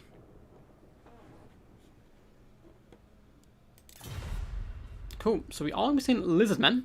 It looks like Noob for Life going back to his main faction. Up against Empire, and on this map, I feel like Lizardmen probably are going to have a pretty good advantage. Some people struggle here with Lizardmen. I think the key is to go quite cav heavy and run through the Empire very quickly. You'll often see a Marcus Wolfheart type build in this matchup, and you can simply overwhelm Demigryphs with cold ones, or horned ones even, which Noob for Life is a bit of a specialist in. He does like to bring those guys, and he's one of the few players I've seen who can get really great value out of them. It looks like he's actually going tic-tac-toe faction, which is kind of funny. So we may even get to see the flying meme lord himself. Everyone cheering for Ronan. They're all his Italian brothers, I believe, Fab. Good to see you here, though, dude. Don't know if I've seen you around before. Welcome to the channel if you are new. We do all things Total War. Now, I might do a poll soon as well. I did download Hollow Knight a while ago. It's a really fun game, kind of all hand-drawn and stuff. It looks beautiful. And I may play it on the channel, but I don't know if people are going to be interested in that type of thing. So I don't know if I'm just going to play it in my own time, or if I'm also going to stream it on the channel. I think I'm just going to leave it up to people and see if there's some interest. As the video I did kind of like months ago, reacting to the trailer and asking if people wanted to play, did get quite a lot of views, so I don't know. I don't know if it's something people would like to see. Yeah, 4 cold ones and a bunch of skink jabs. Yeah, Bob, that's a solid idea right there. I quite like going 2 spear riders, 2 normal, and overwhelming. But horned ones with a bit of magic here can do some pretty decent work indeed. Have a little sip of my drink here to make sure I live. I'm alive. Palpatine, yes, that is also a very solid tactic. It's basically kind of the same idea of trying to push through with a few units, but Crocscore Rush can do very good as well. You do have to fear the Demigryph slightly, as it is a bit harder to get the kind of nicer engagement, I suppose. Cold ones are a little bit more flexible as far as speed goes and kind of moving them around flanks and so forth. But yeah, Crocscore Rush to just slam through that front line can work wonders, as of course Empire State Troops just cannot stop the mighty Crocscore beasts, and you have to flood through into that back line of kind of a load of skinks and so forth. Which is some good stuff. We certainly need to get Palpatine back on the channel soon, actually. Yeah, horned ones are a big investment. I'm not the biggest fan of them, simply because they're such an expensive unit which does rampage and you kind of lose control of them, which I know rampage got changed slightly kind of a while ago now, so they're a bit more viable, but they're a huge investment. What I would like to see someone do is bring 2 horned ones, roll them as a unit, and bonus time warp them. That's something I would love to see. Try and get those key engagements. So Dargon says, my build is a mix of Crocs Rush and 4 Cav. Works really well. I agree, man. That sounds like a good idea. For those who don't know as well, Zadagon is a YouTuber, I believe. He's a content creator on YouTube, so definitely feel free to go check him out after the stream. He's a really cool dude, been on the channel for a while. I actually had a couple of games with him recently, I think. I feel like I played Zadagon relatively recently. Palpatine, Crocscore are my favourite unit for Lizardmen. They're so good. Poison Ducky would agree with you, man. He's been raving about them to me. Hollow Knight is amazing. I'll be looking forward to watch it if you want to stream or record it. Blasphemous is nuts also. I haven't heard of that one, man. But it sounds pretty cool. Yeah, Hollow Knight's just, it looks like a really fun game. I'm probably going to be terrible at it, but, you know. New for life, my build is always 3 cold 1 riders and 2 horned ones. Love the Lizard Cav. So Noob for life here revealing his secrets early on. But don't worry, there's a delay on stream from what the boys are seeing anyway.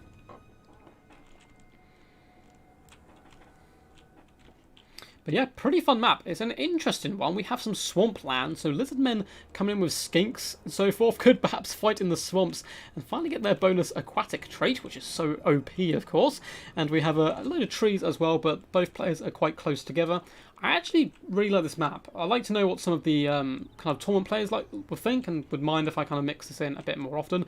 And I love this Noob for Life build already, but we'll get to that in just a second. So up in the skies we have a glorious air corps, double Pterodon riders, as well as the Colossodon Hunters, regiment of renowned Ripidactyls with anti-large. They will tear a dragon to pieces if they get a good engagement and surround. They are incredibly squishy themselves. And I believe I saw the man, the myth, the legend himself, Tic-Tac-Toe. In a video recently, I did proclaim him the worst lord in the game. So we're going to see if Noob for Life can change my opinion here. I know people think Nakai is a bit worse. We have Skink, Priest, a Beast as well, with Manticore, Summon, and Flock of Doom, all competitive stuff. Frontline is Skink cohorts with Javelins into the sunset. And then we have a Kroxigor Rush. Basic ones on the flanks, and a unit I really love. I don't think they're worth the cost, but double Sacred Kroxigor in the centre pocket. I quite like these guys up against Bretonnia. They're surprisingly fast, and they deal with Cav very well. We also have some Cold One Riders. Looks like 2 Cold Ones, and that may just be it. Awesome. Really fun build. No horned ones, unfortunately, but still some good stuff. Now, for the forces of the Empire, Flagellants in the front line. 1, 2, 3, 4. Which is, they're unbreakable. They're going to kind of refuse to die. They will hold back the Skinks for a long time, but at the same time, those Javelins are going to do nasty work on them. We have Sigma Suns as well to back up the secondary line. We have Empire Knights dotted all the way along to run over pesky Skinks, which they will certainly do very well, but they need to stay out of range of those Kroxigor. We do have the Temple of Luminar here, hiding behind a tree. Hopefully it doesn't hit that tree of its shots. It does, of course, come with a net, and we'll be able to focus down the Kroxigor relatively well, but no huge single entities for it to focus down. More Spearmen hidden in the trees and Reiksguard. We have the Jade Wizard with Earthblood, Regrowth, and a Power Stone. And for Lord, up in the skies, we have Karl Franz, who's going to have his work cut out for him, having to go toe-to-toe with a legendary warrior such as Tic-Tac-Toe. But in reality, if he does get surrounded by those Colossodon hunters and they pop their rage mechanic, which gives them a disgusting amount of extra damage, but makes them rampage. If they can surround him and do some decent work and Tic-Tac-Toe darts in and out, I think he can do some good work. But 2 very fun builds here. No, he's only the 6th worst lord. Yeah, lots of people got opinions on it. Yeah, better than Tretch and Nakai. I can see why. I can see why people think that. It's just I don't think I've ever seen. Oh god, that's a good build. Yeah. I'm a fan of this build, but the Luminar strikes Tic-Tac-Toe, already down about a 3rd health there, as the Flying Skink a little bit slow to react there to dodge, but he's going to be able to get behind some trees here, and should get to relative safety, as long as he simply can fall back. Terran Rise coming in to swoop over top of these Sigma-devoted maniacs. I wonder if they're going to drop their rock bomb on them, just try and push through them a little bit quicker. Kroxigor do push forward to push back the Empire Knights. Lovely posturing by both these players here. Forcing forward the Cav from Ronin to drive back the Skinks, but then Kroxigor pushing those guys back, and it's a lovely tit for tat there kind of situation. Pterodons are going to be pushing forward as much as possible, as Javelins do get unleashed into the Spearmen here. Flagellants really struggling in the front line, as the Kroxigor are just beating the snot out of these guys. Awesome animations as well. These guys are true earthbenders, kind of punching rocks into people and flinging earthquake style kind of boulders. We do have a Manticore Summon over on this flank, and the Cold One's just kind of chilling for now. Need to loop around into combat. Tic-Tac-Toe hiding behind some trees.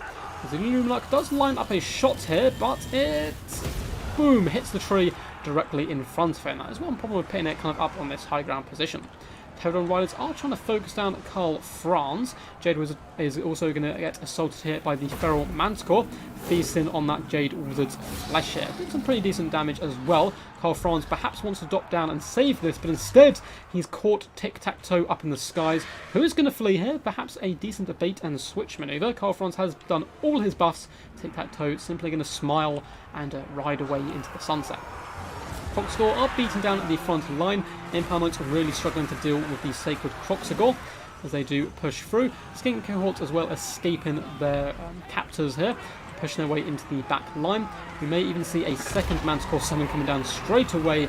Noob for Life really trying to put this game to bed early on and not allow the Empire any chance of a comeback.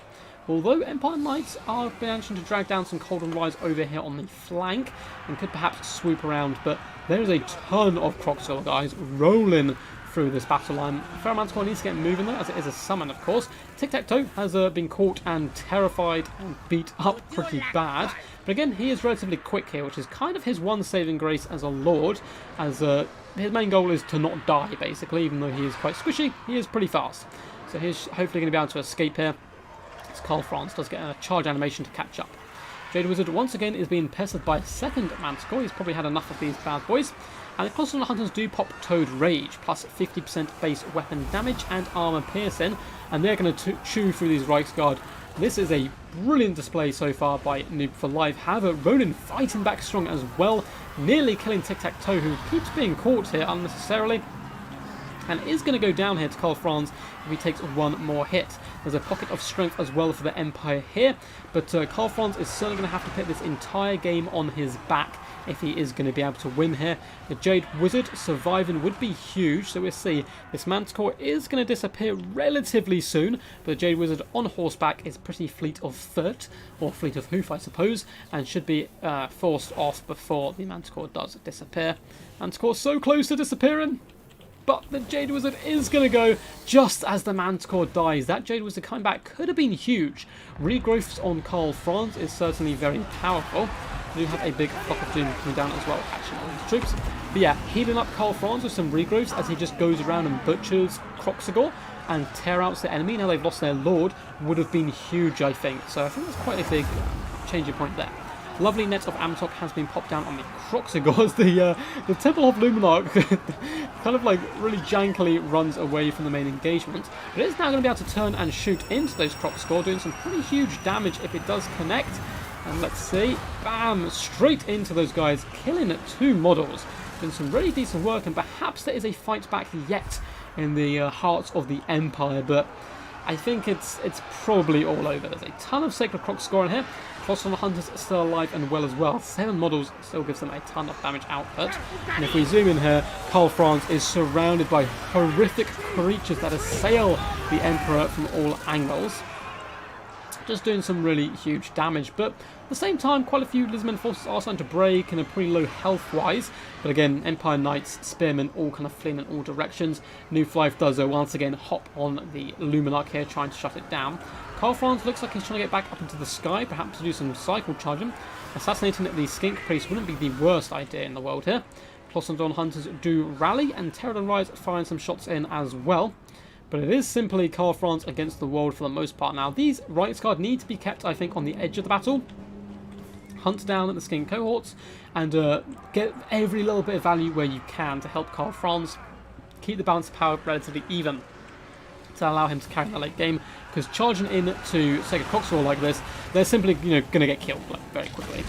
Although Karl Franz is here to support, trying to buff up these troops and keep them alive and healthy, but I don't know if he's going to have quite enough in the tank. He is trying to finish off the Skink Priest here, but balance power is getting dangerously close to army losses, and his morale is getting very low. We do see another Flock of Doom as well coming into play, and that is going to be a 2-1 here, guys, to Noob for Life. The Luminar does fire one last desperate shot in, but army losses does set in here, as the forces of the Empire unfortunately do start to shatter. We do have 1 or 2 unbreakable troops left, and Losses actually isn't quite here yet. I thought he just connected, as all their troops did start to wave. But Karl Franz forces off some Kroxigor, forces off some Cold Ones as well, so certainly going down with a roar rather than a whimper. But he himself is kind of wavering and taking a ton of damage here. Luminar is forced off as well, and Skinks will simply shatter it and escort it off the field. Karl Franz is gone, and that is going to be GG's. Well played to both of these guys.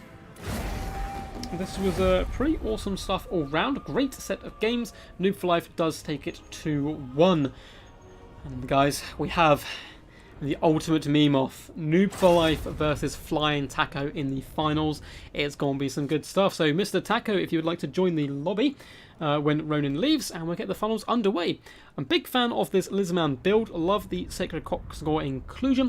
127 and 78 kills. Lovely to see someone make them work. And Tic-Tac-Toe making me eat my own words as he baits Karl Franz for the majority of the game, keeping him away from those Kroxigor. And this is a pretty decent Empire build as well. I just don't think it was prepared for such overwhelming Sacred Kroxigor power. Damn, Luminar could carry. GG. I thought it was a meme, but maybe better than I thought. It worked pretty good. Great games.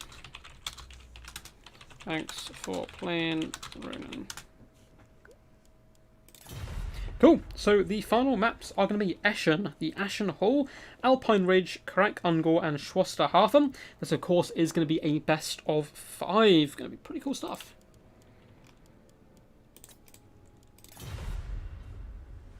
Sorry for round 2. No worries. Honestly, Ronan, it's cool. It wasn't really your fault. It wasn't their fault. It's just, it was the whole thing. Cool. I'm just going to check Discord, make sure we have no questions. No have people saying duck, which is glorious. Cool stuff. So, let's update this. New Flife took that to 2-1. And now we have the Flying Taco. Who will be down to 0 there. And oh, New Flife still there. Boop, and New Flife back down to 0. Don't know if I have Taco on my friends list.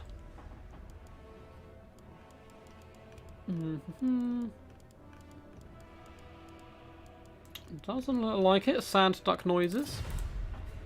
I do love Mexican food. Tic-tac-toe OP. Confirmed.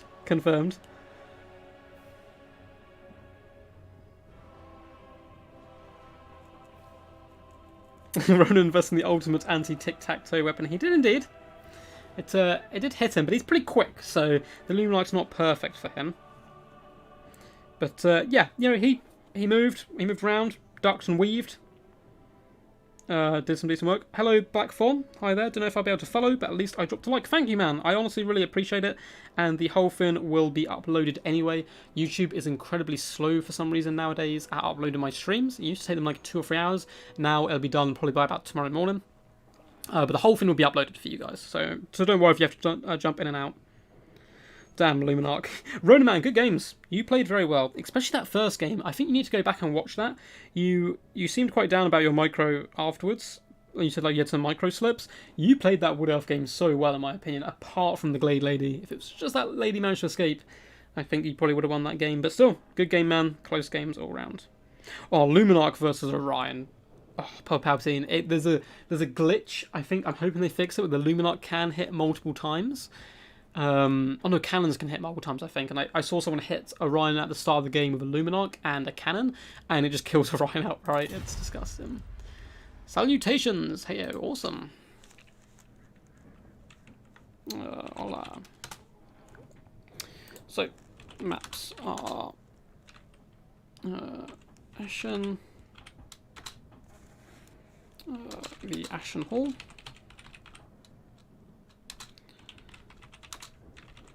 Pine Ridge, Crack, Angle, and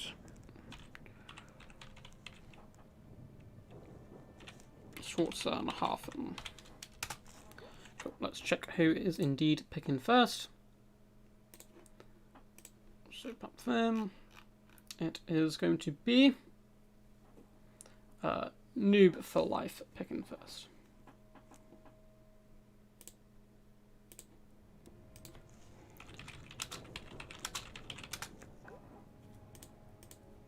Cool.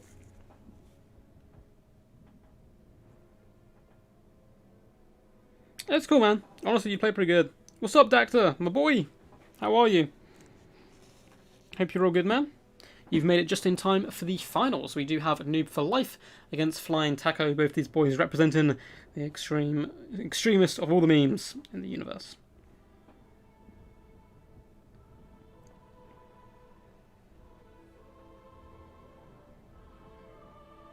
GG Ronan, now it's time for your public execution. The Italians are not happy. They will execute you for your failures. Yeah, honestly, man, you did good.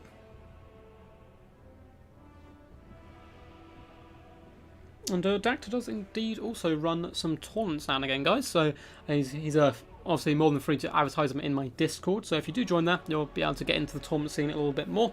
And I did pretty good in one of his. I had a nice little run getting to the semi-finals, I think. And he has some awesome prizes as well, with some MS Paint style prizes. So, Noob for Life, coming out the gate, going Yivares, I can never say their name. It's Eltharian's sub-faction. And it banning no one, coming out of the gate very proud and strong. And Flying Taco returns in kind with the Broken Axe, which I believe is Grom's faction. So I'm going very thematic here. This is it's going to be a great finals. I'm so excited for this. And it's best of 5, so you get to see at least 3 battles, hopefully 5. Oh, it's not Crank Ungor, it's Red Eye Mountain. Thank you so much. I forgot the name got changed. Red Eye. I'm going to write that down. Thank you, dude. Yeah, they've changed some of the names of the maps simply because they've changed on the campaign map.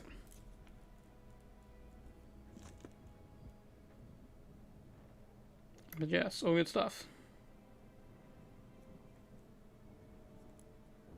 TTT is OP confirmed, that's all I say.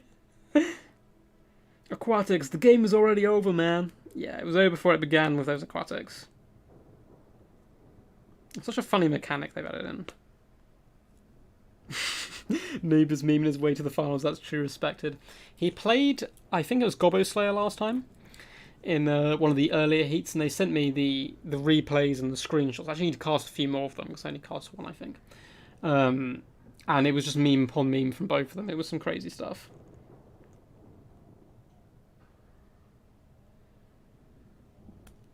Sadly, A-Move is playing the ECL, I think, so you cannot see this artwork. Sad times, man. You can go back and watch it, though.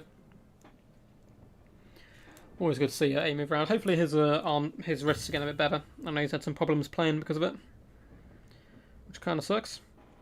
Remember, guys, we will be back tomorrow as well with another stream, so feel free to subscribe if you're not, so you can make sure you catch that. It's going to be really good fun. It's going to be a King of the Hill, which to enter, you'll have to go through my Discord. It will be a kind of a first come, first serve situation. Whoever does win the King of the Hill is going to win a prize, and there's going to be 2 giveaways as well throughout the stream for you guys in chat. So it's going to be cool stuff. I'm really excited for it. It's going to be more of a fun, chilled stream. There's going to be not very competitive and stuff, just to mix it up a bit as well from the tournaments. And then once whoever wins this matchup, will of course be meeting Entity, Suave and Random Nix in the finals. We will organise that with the 4 players, hopefully for next week. Of course, getting 4 people's time schedules on the same time can be a little bit tricky, so it'll be over the next week or 2. The ECL Blackthorn, I think, has already kicked off as far as playing, but the actual stream won't kick off for a few hours yet. I think they've got quite a few rounds to get through, and it takes roughly an hour a round, from what I've learned, minimum. And they've got 60 odd people playing there, so probably in a couple of hours, I would assume, the stream. But yeah, the actual tournament's already kicked off. So, for the forces here of the glorious Noob for Life's build, Rangers dotted all the way along the front line. And these guys will carve through goblins, orc boys, and the like.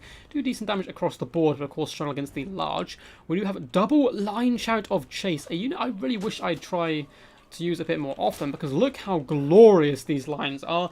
Unfortunately, me and Chariots don't go particularly well, go about as well as Elfarion and Grom does together, as I tend to get them stuck and killed. Have these Chariots a bit more durable. We also have double Dragon Princes as well, as Elfarion, of course, up in the skies. A lord you don't get to see terribly often. Now, he is very good, don't get me wrong, but he's just very expensive for what he does. We have Fang Sword on him, as well as Soul Quench as his spells, and Apotheosis. And he is expensive, but at the same time, you no longer have to pay for a caster as well if you brought him. Now, for the forces of the Greenskins, dotted all on the front line, we have Goblins and Orc Boys who are going to suffer to the Rangers. However, in the secondary line, we do have a mixture of Stone Trolls who have fantastic missile resist as well. These guys are so good. And we'll be able to crunch those Rangers in combat, as well as Snotland Pump Wagons dotted all the way along, as well as the Logie Bogey Spore Sploders. What a name for a unit. Going to be coming in, that is a Regiment of Renowned unit. We also have a Rogue Idol, alongside Grom the Paunch, a Night Goblin Shaman with Vindictive Glare, as well as a few other spells. Try and pop in here quickly before the battle starts. Squawkle Fix It and Curse of the Bad Moon, and a load of Goblin Wolf Riders, as well as Orc War Boys. But the battle gets underway very quickly here. Dragon Princes lance into the front lines, need to pull back those Stone Trolls, and Rogue Idol do come in here to slaughter these guys. Solid Pump Wagons are all rolling through. There's a second engagement, however, on the right-hand flank. Alfarion darts down. However, Gorkle Fixer is popped, so hopefully allow these Stone Trolls to get some value, and Orc Boys also charging in. The Lion Chats to chase, and Alfarion doing some lovely shock damage on the charge, breaking apart some of this formation. But the poor Rangers over here again absolutely spanked here by the mighty Rogue Idol. Dragon Princes have managed to fall back and turn and rotate around the battlefield, which they needed to do. So lovely play by Noob for Life there. Still a pretty rough situation. Goblins are being absolutely smacked on.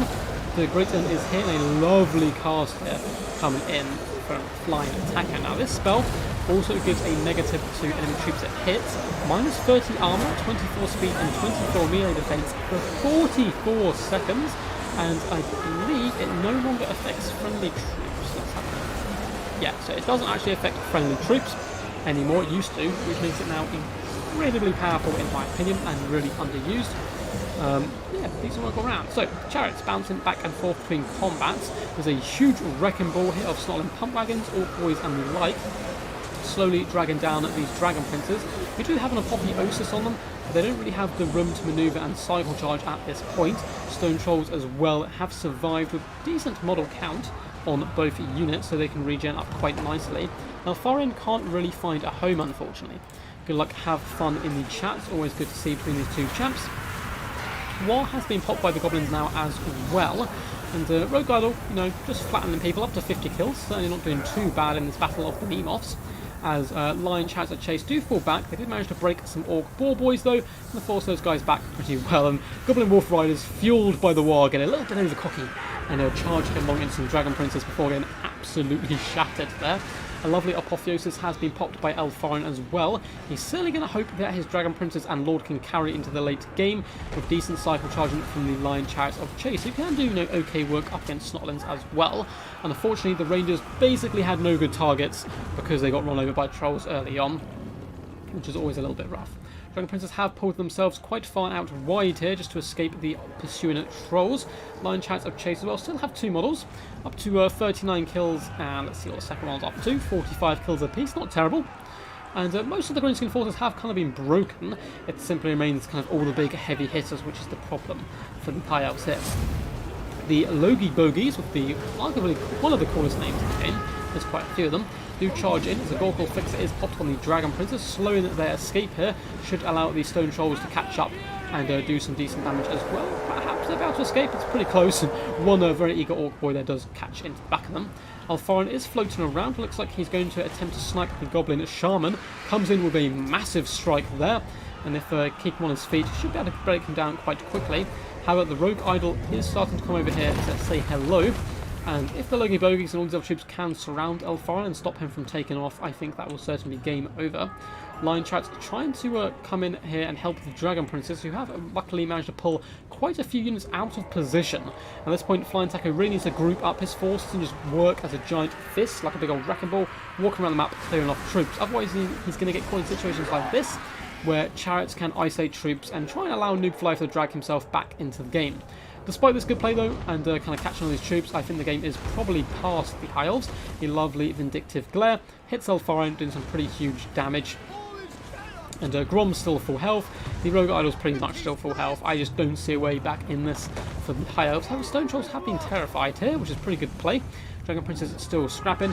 It's good to see Noob Fly, you know, fighting to the bitter end here, trying his best.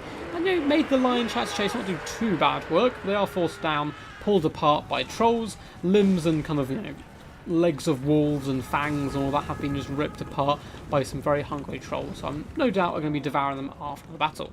Dragon Princes do fall back to try and get some better engagements, as well as Alfarin, as some brave Dragon Princes do go for a glorious charge here before deciding, you know what, we're going to flee and run away from the Rogue Idol, who's chevroned up here. 58 kills is certainly no joke.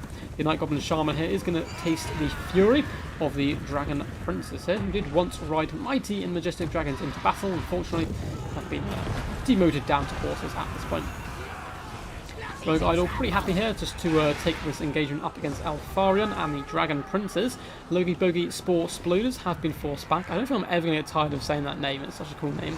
And DeGrayton is here as well, keeping up the leadership and base weapon damage and melee attack of all these troops, and forcing back the Dragon Princes once more. But perhaps the High Elves can cram their way into this.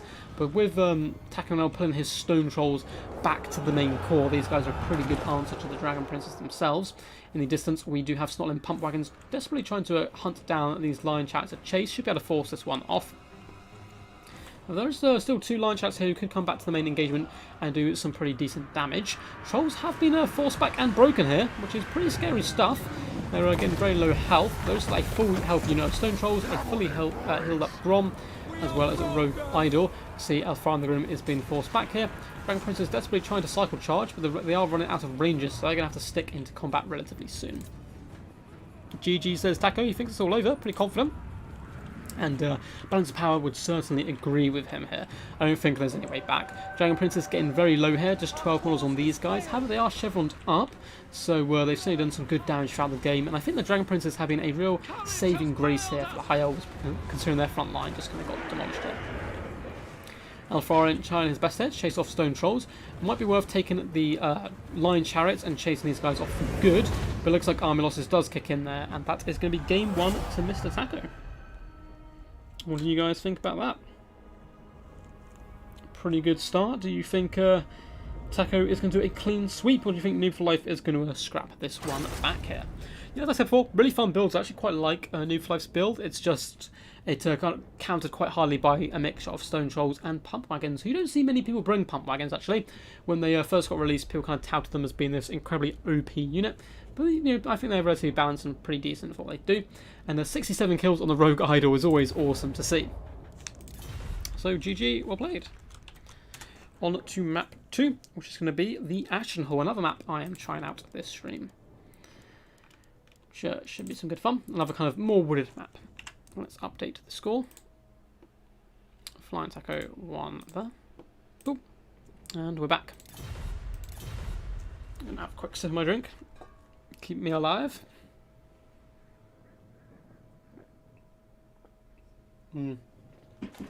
That's that good water. That is the good stuff. Oh, I think my stream chat's frozen. How's that? To reload. There you go. See all your beautiful faces. OP Rogue Idol, indeed. It's certainly doing the business there. Wait for these guys to pick their factions. Cool. I'm just going to scroll through Discord, make sure we have no questions or queries. I think we're all good.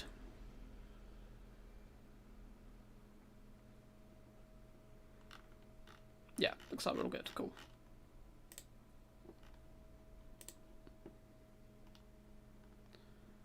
Cool. I've got a few things I need to scroll through afterwards, but we're fine. Cool. Taco is going Tomb Kings and banning Dowie and Vampirates. I think the Tomb King Dowie matchup's a pretty fun one. It's a bit of a weird matchup. Of course, lots of chariots coming in from Tomb Kings, but I think it's a good idea to ban them. They are relatively good against Tomb Kings, and Vampirates as well. It's a nice ban. I'm pretty sure Noob for Life here is going to go Norska. They, Fire Magic can do decent work. Burning Head can just tear apart all the zombies.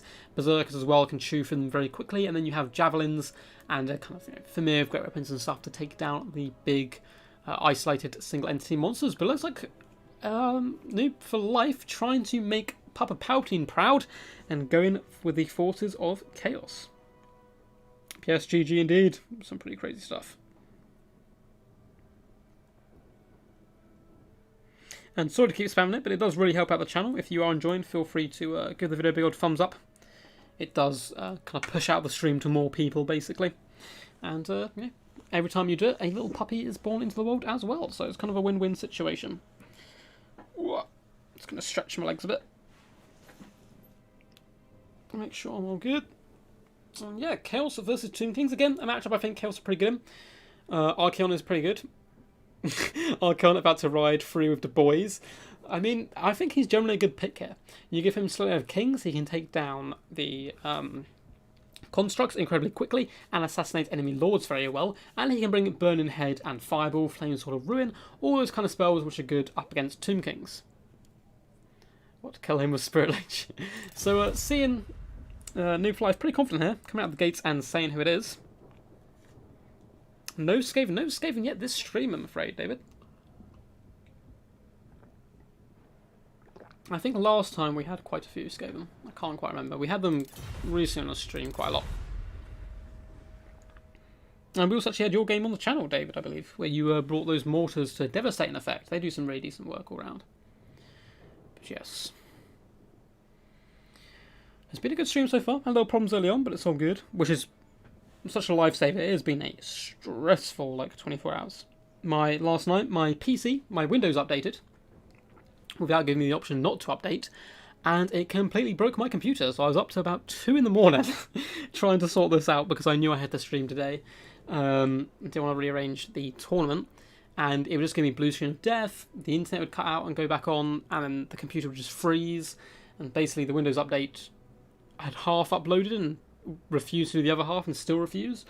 But luckily, I managed to find a way to revert back to the old Windows and to not do the update. I'm not very tech savvy, so it took me a little while, but it was stress. But we're all good. We're all good. We got here, and we've seen some fantastic games so far, and hopefully see some fantastic more. Tomb King have no chance in the infantry game. Yeah, I mean, even Marauders are good here. You go wider than Marauders. Chaos Warriors with Halberds are brilliant here, because they do decent damage to the constructs as well. But I've certainly seen Tomb Kings pull this out as well. But yeah, you can't really rely on the infantry game, I don't think, too much. Maybe you can use Shopti, close combat version as well. Kind of use them how you would use Trolls or Kroxigor and saturated on top of Skeleton Warriors could work. But who knows. Good luck, have fun by Taco. Just waiting on Mr. Noob.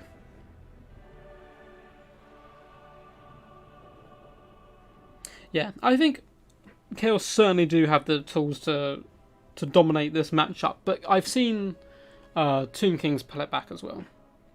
But then again, I'm nowhere near the quality of Chaos player as Palpatine. He is our resident Chaos player. If you have any questions on how to play Chaos, want to learn their weaknesses, learn their powers, I'm sure he'd be happy to help. And he does reside as well in our Discord. So you can go chill with him there. But yeah, thanks for tuning in, guys. It's been sticking with us so far. Been going strong for about 2 hours now. Probably have about 45 minutes left in us, I think. To an hour, maybe. Depends if this goes all the way or not. Chaos Warriors with Halberds are the worst in the roster. I know, but honestly, if you spam them I've gone in this matchup before with just Chaos Warriors with Halberds. Oh, was it Chosen? Maybe Chosen with Halberds I'm thinking of. Who just, like, dominate this, but I can't remember.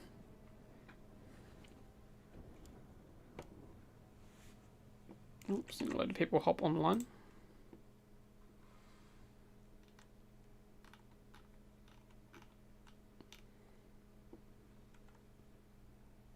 Cool.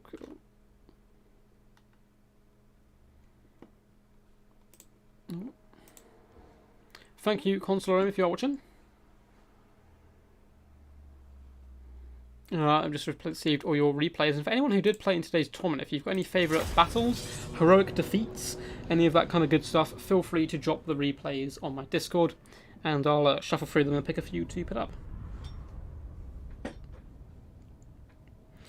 Yeah, looking to put up some new replays over the kind of week, of course. We are currently trying to do 6 to 7 videos a week, it kind of varies. And especially when we stream, I normally don't do a video when we stream, but today I picked one up because I missed yesterday from work, unfortunately. And then obviously, yeah, computer breaking, so I couldn't do a video. So here we are. Pretty interesting map. There's a lot of tree terrain, as well as a big shot blocker in the middle. So I was originally going to do the monolith one, there's a big monolith in the middle. We thought we'd switch to this one for a nice change of scenery. And this is going to block, kind of any long-range artillery and so forth, which of course isn't going to affect Chaos too much. Hell Cannon could even shoot over top of this, but your Shopti Great Bows could be hindered here if they are brought.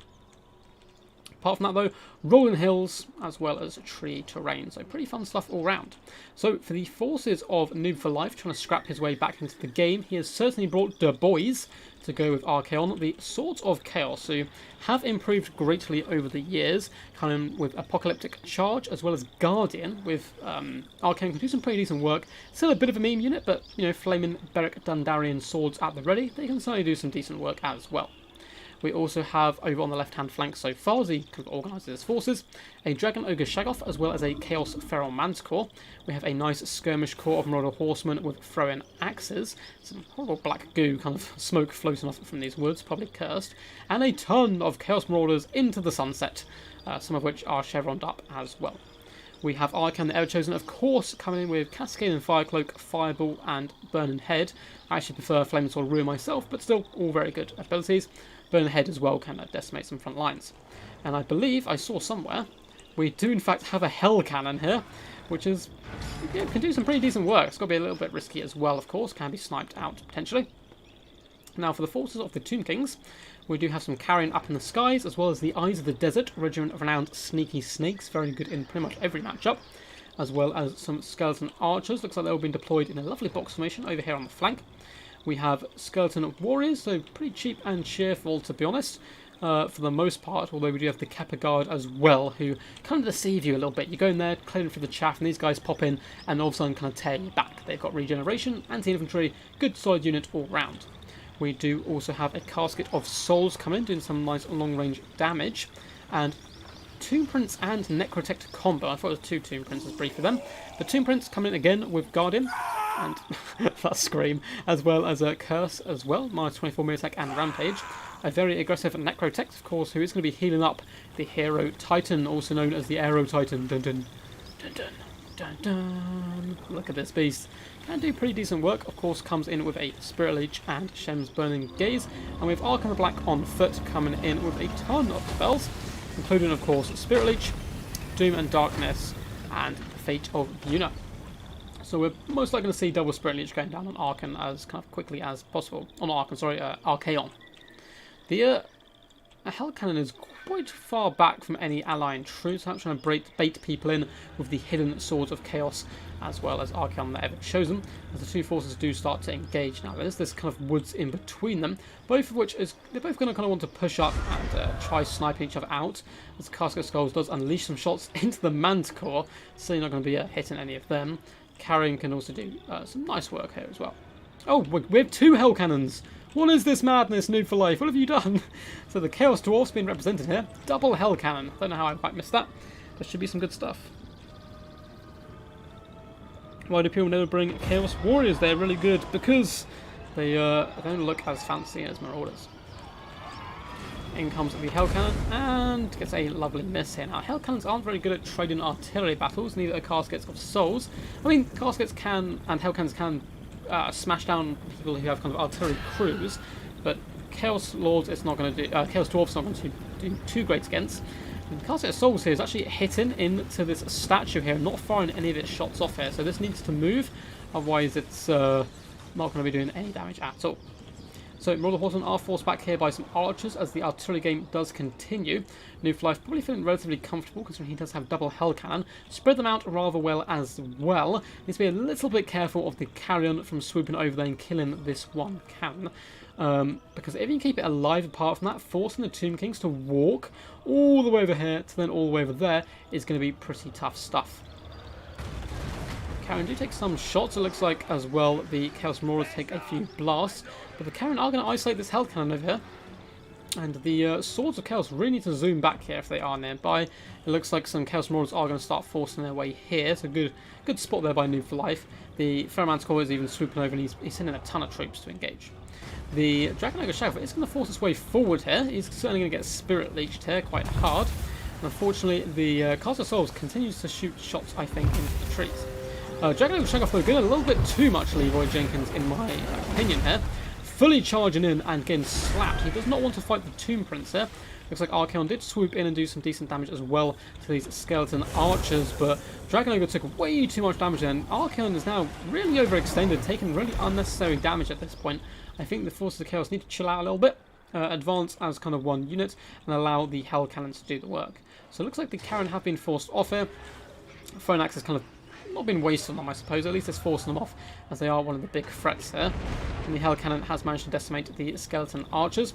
Looks like Archaon is going to be able to survive. He did some okay damage, but I don't think it was worth it. The amount of damage he and the Dragon Ogre Shagoff took. That's a half health. And there's no healing on the forces of the Chaos either.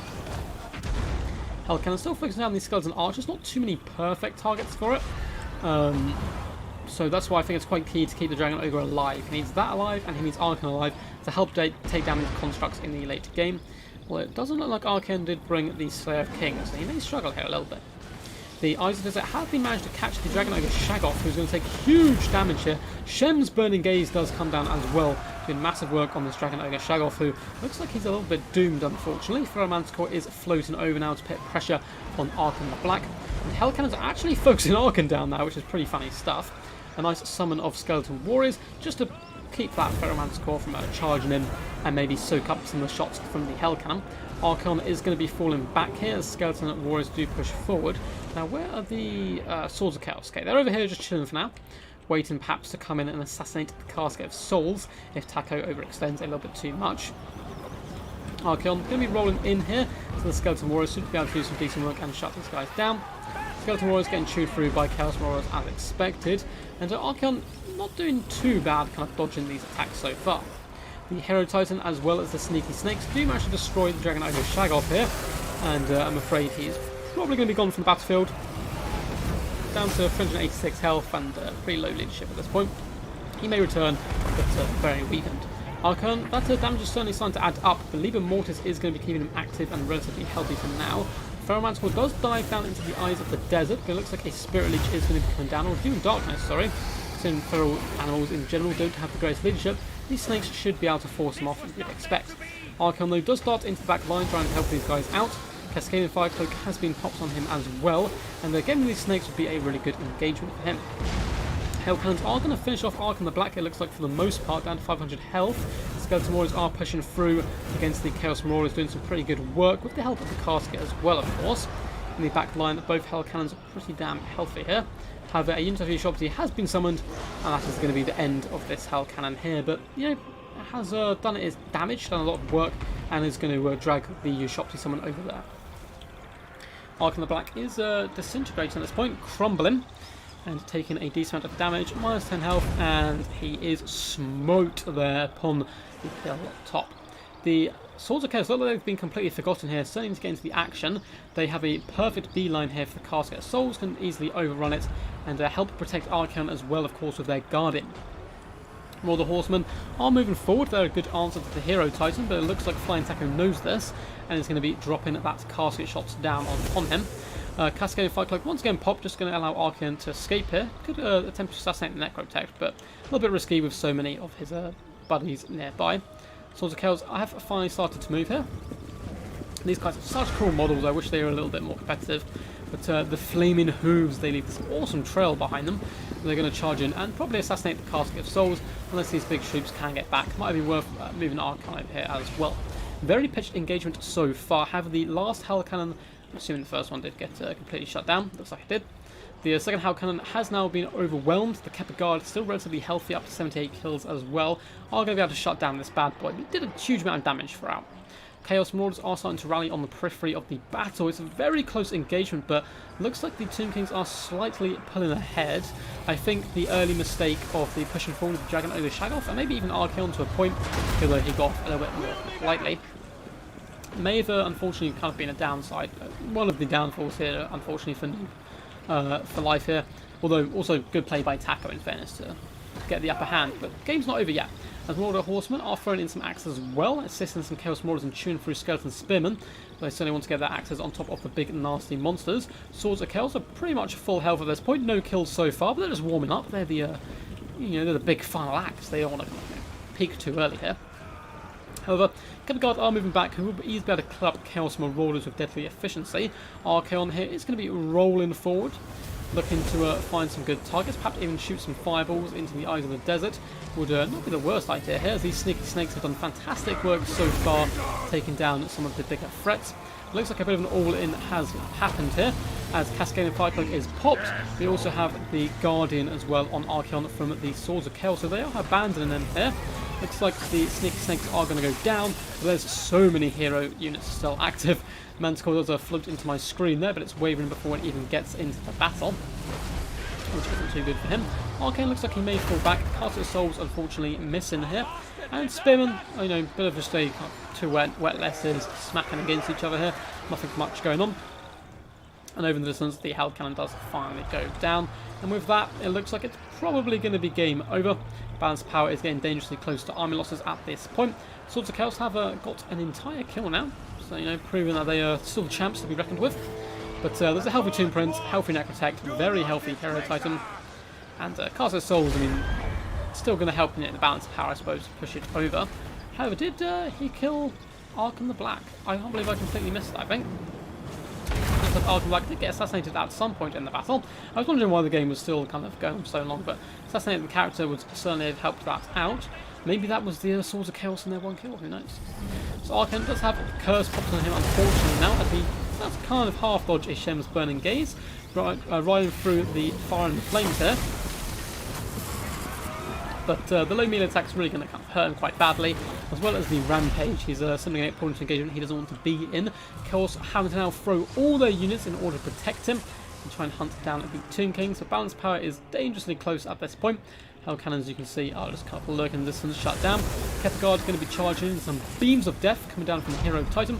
Does unfortunately break Archaon, and that is going to be game 2 for Flying Taco. And that was pretty good stuff.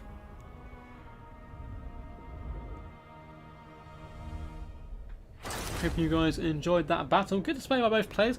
We've seen some really interesting builds all round this tournament, but Noobflife, certainly the master of the weird build, coming with the double Hell Cannon, did decent work as well. I think he certainly had a chance there. Just didn't want to get that Dragon Ogre Shake-off as close as he did. Got caught relatively early, where I think he was in a bit more of an advantageous position early on. Needed to get the Hell Cannons to shoot at the Kettleguard as well, I think, instead of the Archers. I think overall would have been a bit of a better play. But still, a very good play by both players as we go into game 3 here. GG, some wild builds. And I quite like the map as well, actually. I think that was a pretty fun map and balanced. So I'm moving on to Alpine Ridge next. Alpine Ridge next. It is a best of 5. Just in case they didn't know. And let's update that. Flying Taco takes it 2-0, so he could book himself a slot in the finals today, alongside Anticity, Suave, and Random Nix, which is going to be a very tasty final indeed. Or can Noob for Life here pull himself back? Noob just memed too much. Noob's memes, though, give him power. So people don't realise he plays better with the memes. It's dumb you can summon your Shopsy anywhere on the map. Yeah, I mean, it's a weird mechanic. It's kind of hard, like, can you summon them just within like a hero or lord radius? But then what if you've lost all your lords and heroes by that point, I suppose? But yeah, I agree, it can be pretty crazy. Especially there, you can see them just shut down a Hell Cannon instantly. But at the same time, the Hell Cannon had done a huge amount of work, used up 90% of its ammunition, and it does waste the Ushopti summon. So I don't think it was a particularly kind of pivotal moment of the battle. I think the Dragon Ogre Shag-off losing that much health early on kind of set the tone a little bit, unfortunately. Pretty decent. So, man, I love Noob Life. He's going tic-tac-toe, of course, and banning no one. Flying Taco responds in kind by picking... I've actually completely forgotten her name. I never played Britannia. What's her name? I'm sure someone in chat will remind me, but the Joan of Arc lady, basically, the equivalent. I'm sure we'll find out when we hop in there. Which is a Britannian sub-faction. Anakin, I'm too weak. He is too weak, unfortunately. The memes will give him unlimited power, though, Eric. The ability shouldn't be able to summon you Shopsy at all. It's pretty powerful. Tomb Kings are very good. They're not the most powerful faction in the game, though. I think that belongs to Vampirates, in my personal opinion. But at the same time, you know, they still have counters, and CA, for the most part, do a fantastic job of balancing this game, considering the amount of diversity in units and factions. It's really quite on point. Ooh, okay. Noob Life is switching up and bringing the true champ. He is bringing Nakai the Wanderer, who is the master of the box build, which can work up against Bretonnia. I think it's the one matchup Nakai can have some form of value, even though there's better options still. But he has some nice air of effect abilities. If you go like a little Doom box, it can do relatively good up against Brett. But yes. Let's have a quick check through my Discord, make sure we've got no questions. Looks like we're all good in the hood.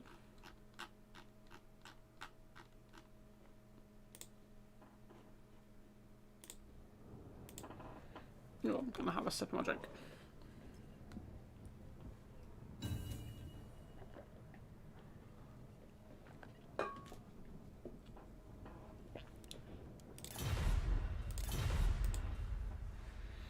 Whoa. Nice little stretch. Well guys, how you been enjoying so far? It's been a fun stream for me to cast anyway. I feel my voice going a little bit here, so I might slow down a tad, because I want to keep my voice all good for tomorrow, of course. And have that glorious King of the Hill stream. Looks like Flying Taco is ready to rock and roll. So Noob for Life contemplating the great plan, trying to commune with the old ones to figure out how best to do this. And I think this is a matchup which heavily favours the Lizardmen. It has become slightly more balanced, considering now Peasant Bowman with Poison. Well, Poison in general has been changed, so it doesn't affect friendly troops. I think that certainly helps them quite a lot. But, yeah, it's still pretty rough for the Bretonnian forces. Yeah, the balance is good, all things considered. Yeah, exactly. Like, it's not, possible to make it completely balanced. And at the same time, being unbalanced can be kind of fun to a point as well. I wish they released patches to balance instead of balance when they patched. Okay, I see what you mean. Yeah, they do work on quite a lot. I mean, the problem for them, of course, is they can test it out with a few people before release, but you never really know what's going to be OP. I remember when Nakai came out, for example, and I was watching some early access, I believe on Darv's channel, I think, or Turin's, one of the two. Everyone was like, yeah, I think it's going to be really good, competitive, don't think it's going to be the best, but I think it's going to be quite good. And now everyone kind of considers him to be one of the worst lords in the game. Same thing happened with Pump Wagons. It's really hard to tell in early access, kind of based off a couple of games where everyone's just trying out new units, and also when everyone knows what you're going to bring. So I think it takes a couple of weeks for kind of a meta to set.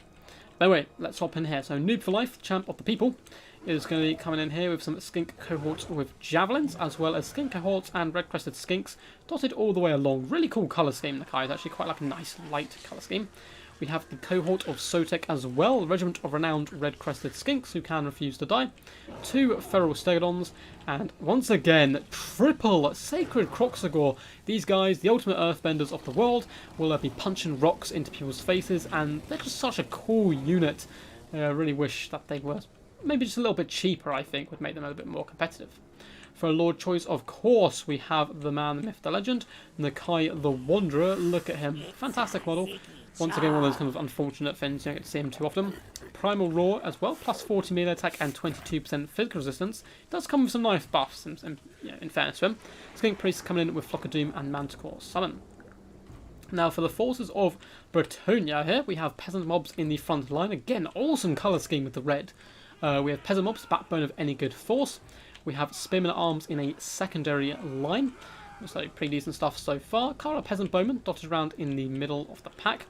The Damsel of Life looking awesome in this red scheme as well. Coming with Regrowth, Earthblood, and Power Stone. And here we go, Rapunzel, that's the name I was thinking of. Joan of Arc herself on her mighty steed, looking pretty cool. Coming in with the Sword of Leonesse. Awesome Sword of Le Frenchness. And Halo of the Maidenly Wrath as well, awesome name, and Fleur de Lis banner. So pretty good stuff all round. She actually has some really cool animations as well we might be able to catch later. In the back lines we have some Grail Guardians and Quest Knights dotted around, so 2 Grail Guardians, 1 Quest Knight, and we have Henry, or Henri, whatever you want to call him, up in the skies. Of course does come with Guardian, riding his mighty beast. Looks like a debuff or buff was almost instantly about to go down there, as the forces do push up. Gonna be some fun stuff. Looks like these guys have good luck, have fun, as the armies do start to emerge, and both these players scrap into the top of the hill. Noob for Life trying to scrap his way back into the game. Flying Taco trying to scrap his way to this week's crown and to book his space in that final slot here. Looks like a really slow advance there from the Lizardmen, struggling to get those big beasties up the hill. They are going to gain the high ground though, making Obi-Wan proud, but is it going to be enough? Skinks with javelins will be able to pepper down Peasant Mobs if they so wish, but getting to the key targets is going to be a little bit tough. Quite like the inclusion of the Grail Guardians here. You don't get to see terribly often, but they are more anti-infantry, so I feel like the Kroxigor here, as well as the Feral Stegodons, may cause problems for Flying Taco. As we do get to the first engagement, Peasant Mobs are getting absolutely mauled, as we get a nice little kind of arm drop there by the second Kroxigor onto the enemy, as these Peasant Mobs are not going to be having the best of days. Hans does jump in here, but she is anti-infantry, not anti-large, and her little body protector is going to be coming in here as well. Nice arc of fire by Peasant Bowman though. All 3 units managing to fire in quite comfortably into this Feral Stegodon, who's desperately trying to push back into the back lines. And you can see a lot of the peasants, of course, as expected, are breaking off. Question Knights over on the left-hand flank are being absolutely hammered by javelins, and the Kai is coming to say hello with cohort of Sotek as well as some Sacred Kroxigor. Peasants are fleeing in all directions, but unfortunately for Noob for Life, Feral Sailor has been rampaged. They can no longer continue his pursuit into the back lines. Did some work to the damsel though, and ammunition is still being used. Feral Manticore is going to land down on the damsel, trying to finish her off early would be quite nice. Sacred Croxagore are currently mixed in with Spearman at Arms, not where they want to be at all. And you can see Flying Taco really using his mobility here in the battlefield, looping up around and kind of hammering down skink cohorts where he can. Also falling back from dangerous positions, though he did take some decent damage. And if that damsel life does go down here, which looks like she is terrified but should be able to escape, could be in some problems. Ferrosaudon does get hit by Cold Blooded, glorious play by Noob for Life. Also going to be hitting on top of these Pox arrows, but Henri is here. And really causing some problems himself. I believe he is anti-large, and the Ferrosaudon not going to be having the best of days here. So once again, as expected, Spearman Arms slowly been dragged down, nice Earthblood has been popped, and a second Ferromantor has been summoned, perhaps to finish off the damsel if possible. Grail Knights floating into the back though to protect the damsel as much as possible. And the Sacred Croxagore doing decent work, up to 73 kills here, and driving back the enemy hordes now. Where is Nakai, the true champ that we're all here to see? Look at him being glorious, swinging his mighty club around, taking down Grail Guardians with each swing, up to a mighty 8 kills. Primal Roar is active as well, so they're going to help out these Sacred Croxagore. They should chew through the Grail Guardians scary quick here. These guys have magic resistance, Grail Guardians. Oh, they're physical. Okay, so of course the Sacred Croxagore do magic damage. But so that's not going to worry, as the Grail Guardians do get absolutely hammered here. Lizardmen fighting tooth and claw. Balance power still dead even here after the first roughly 5 minutes. Feral Manticore doing some okay damage, but not managing to finish off the damsel, I don't believe. No, she's alive and healthy up over here, protected by her lady. Peasant Bowmen are being allowed to kind of unleash shot after shot now into the Sacred Croxagore, which is going to be pretty key if they can drag them down. The Pant's doing her glorious animations here, going to be dragging these guys down, but Sacred Croxagore have her surrounded here, and they will beat her down pretty well. Cohort of Sotek have managed to push into the Peasant Bowman as well. Poppin refused to die, and the Kai is chilling like an absolute lad. Ferrosaudon bouncing between the peasant mobs at the moment, just feasting on their flesh, up to 20 kills, and Sacred Croxagore relatively healthy here. There is still some Grail Guardians, as well as a load of Knights kind of in the periphery here who need to get into the main engagement to try and turn it in tide of Bretonnia's favour. But it's very close stuff so far. Bretonnians though have forced themselves ahead in the balance of power. Peasant archers are wavering, but should be able to come back if the Croxagores leave them alone. And Henri has managed to isolate these guys as well. And he's a pretty good counter to them overall, killing a model there with his attack animation and dragging down, oh, maybe not dragging down a second one there quite, but doing some pretty decent damage all round. Damsel of Life is certainly a damsel in distress, as the Ferrosaudon does fling her around, and it looks like she's going to be going down. Rapunzel does charge in with the sword popped as well, trying to protect her secret lover over here. I'm just going to add that to the lore somehow, and not doing too bad. But yeah, at the same time, kind of surrounded and getting beat down as well by Croxagore. More Sacred Croxagore are doing pretty good here, up to 117 kills, but good effective cycle charge coming in from the Christian Knights, and Grail Guardians is allowing them to slowly wear down these Croxagore, which is one of their problems. It's kind of durability over the course of an entire game, and of course they're relatively expensive. Skink Priest is going to skitter out of there as quickly as possible. Rapunzel's doing some glorious cycle charges. We have a Battle of the Lords here. Nakai running in as well. And he does have the high ground here, doing some huge damage on her, bringing her down to 2,300 health. He himself being a much thicker boy up there with the 5,000. But look who comes in to rescue her. It is her main man, Henri.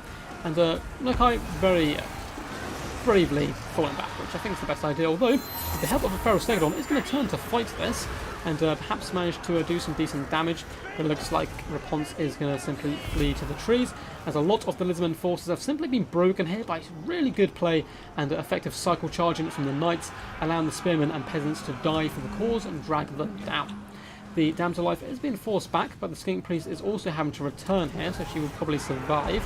And the Kai is going to go down in a ball of flames, and it looks like Flying Taco is going to take this in a clean 3-0 sweep, unless Nakai can somehow carry this to victory here. Because he's going to be trying his best to drag down as many people as possible. Nakai's Lord's so cool as well, just needs to be buffed up a little bit more. It looks like that is going to be game. So a lovely 3-0 to Flying Taco, who has booked this season's final spot in the Grand Finals, which will be happening either next week or the week after, depending on when we can get all the players organised and together. And that is, of course, going to be Inticity, Suave, Roundnix, and now Flying Taco. All good stuff. So massive shout out, of course, to everyone who played. We'll do a bit of analysis first. So well played as well to everyone who played in today's event. Thank you so much for tuning in as well.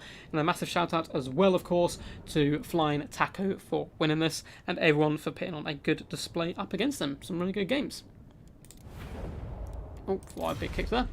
GG. Awesome set of games and some crazy builds.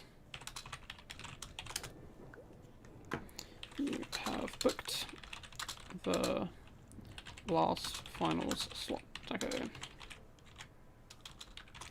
I will message to know about organising a date. Thanks for hosting, Ducky. No worries, man. Thank you, New Fly, for playing, man. A true champ. He's been around since I've had about 50 subs, so always good to see him play on stream, and doing very well for himself today, getting all the way to the finals there. But very well played by both of these absolute chaps. So feel free to ask any questions you have now. I'm happy to hang around for a little while and answer them, but I'm going to then dart off and go devour some food. I might actually... it's like... come up to 9:15. I might dart to the shop and grab a load of snacks. Yeah, hope you guys enjoyed. Massive shout out to all these players and everyone who played on stream today. And sorry about, of course, it clashing with ECL, but luckily we didn't catch the stream. The streams didn't clash or anything, so feel free to go over there and check that out when it does go live. Not sure when it will be. Notice me, Senpai response. Man, this map is actually from Rome 1. Alpine Ridge is on Rome 1, but it's very different on Rome 1. The entire map is the hill, basically. But GG's. Cool, guys. Looks like we don't have any questions. Thanks for the stream, no worries. Thank you for tuning in, Palpatine, as always, a true champ of the people. Looking forward to seeing you back as well, more on the multiplayer scene. I know you were on holiday for a little while. Thanks for the stream, no worry, Eric. Thank you for tuning in, bud. It's been pretty awesome stuff. Cool. Let's start out of this. And,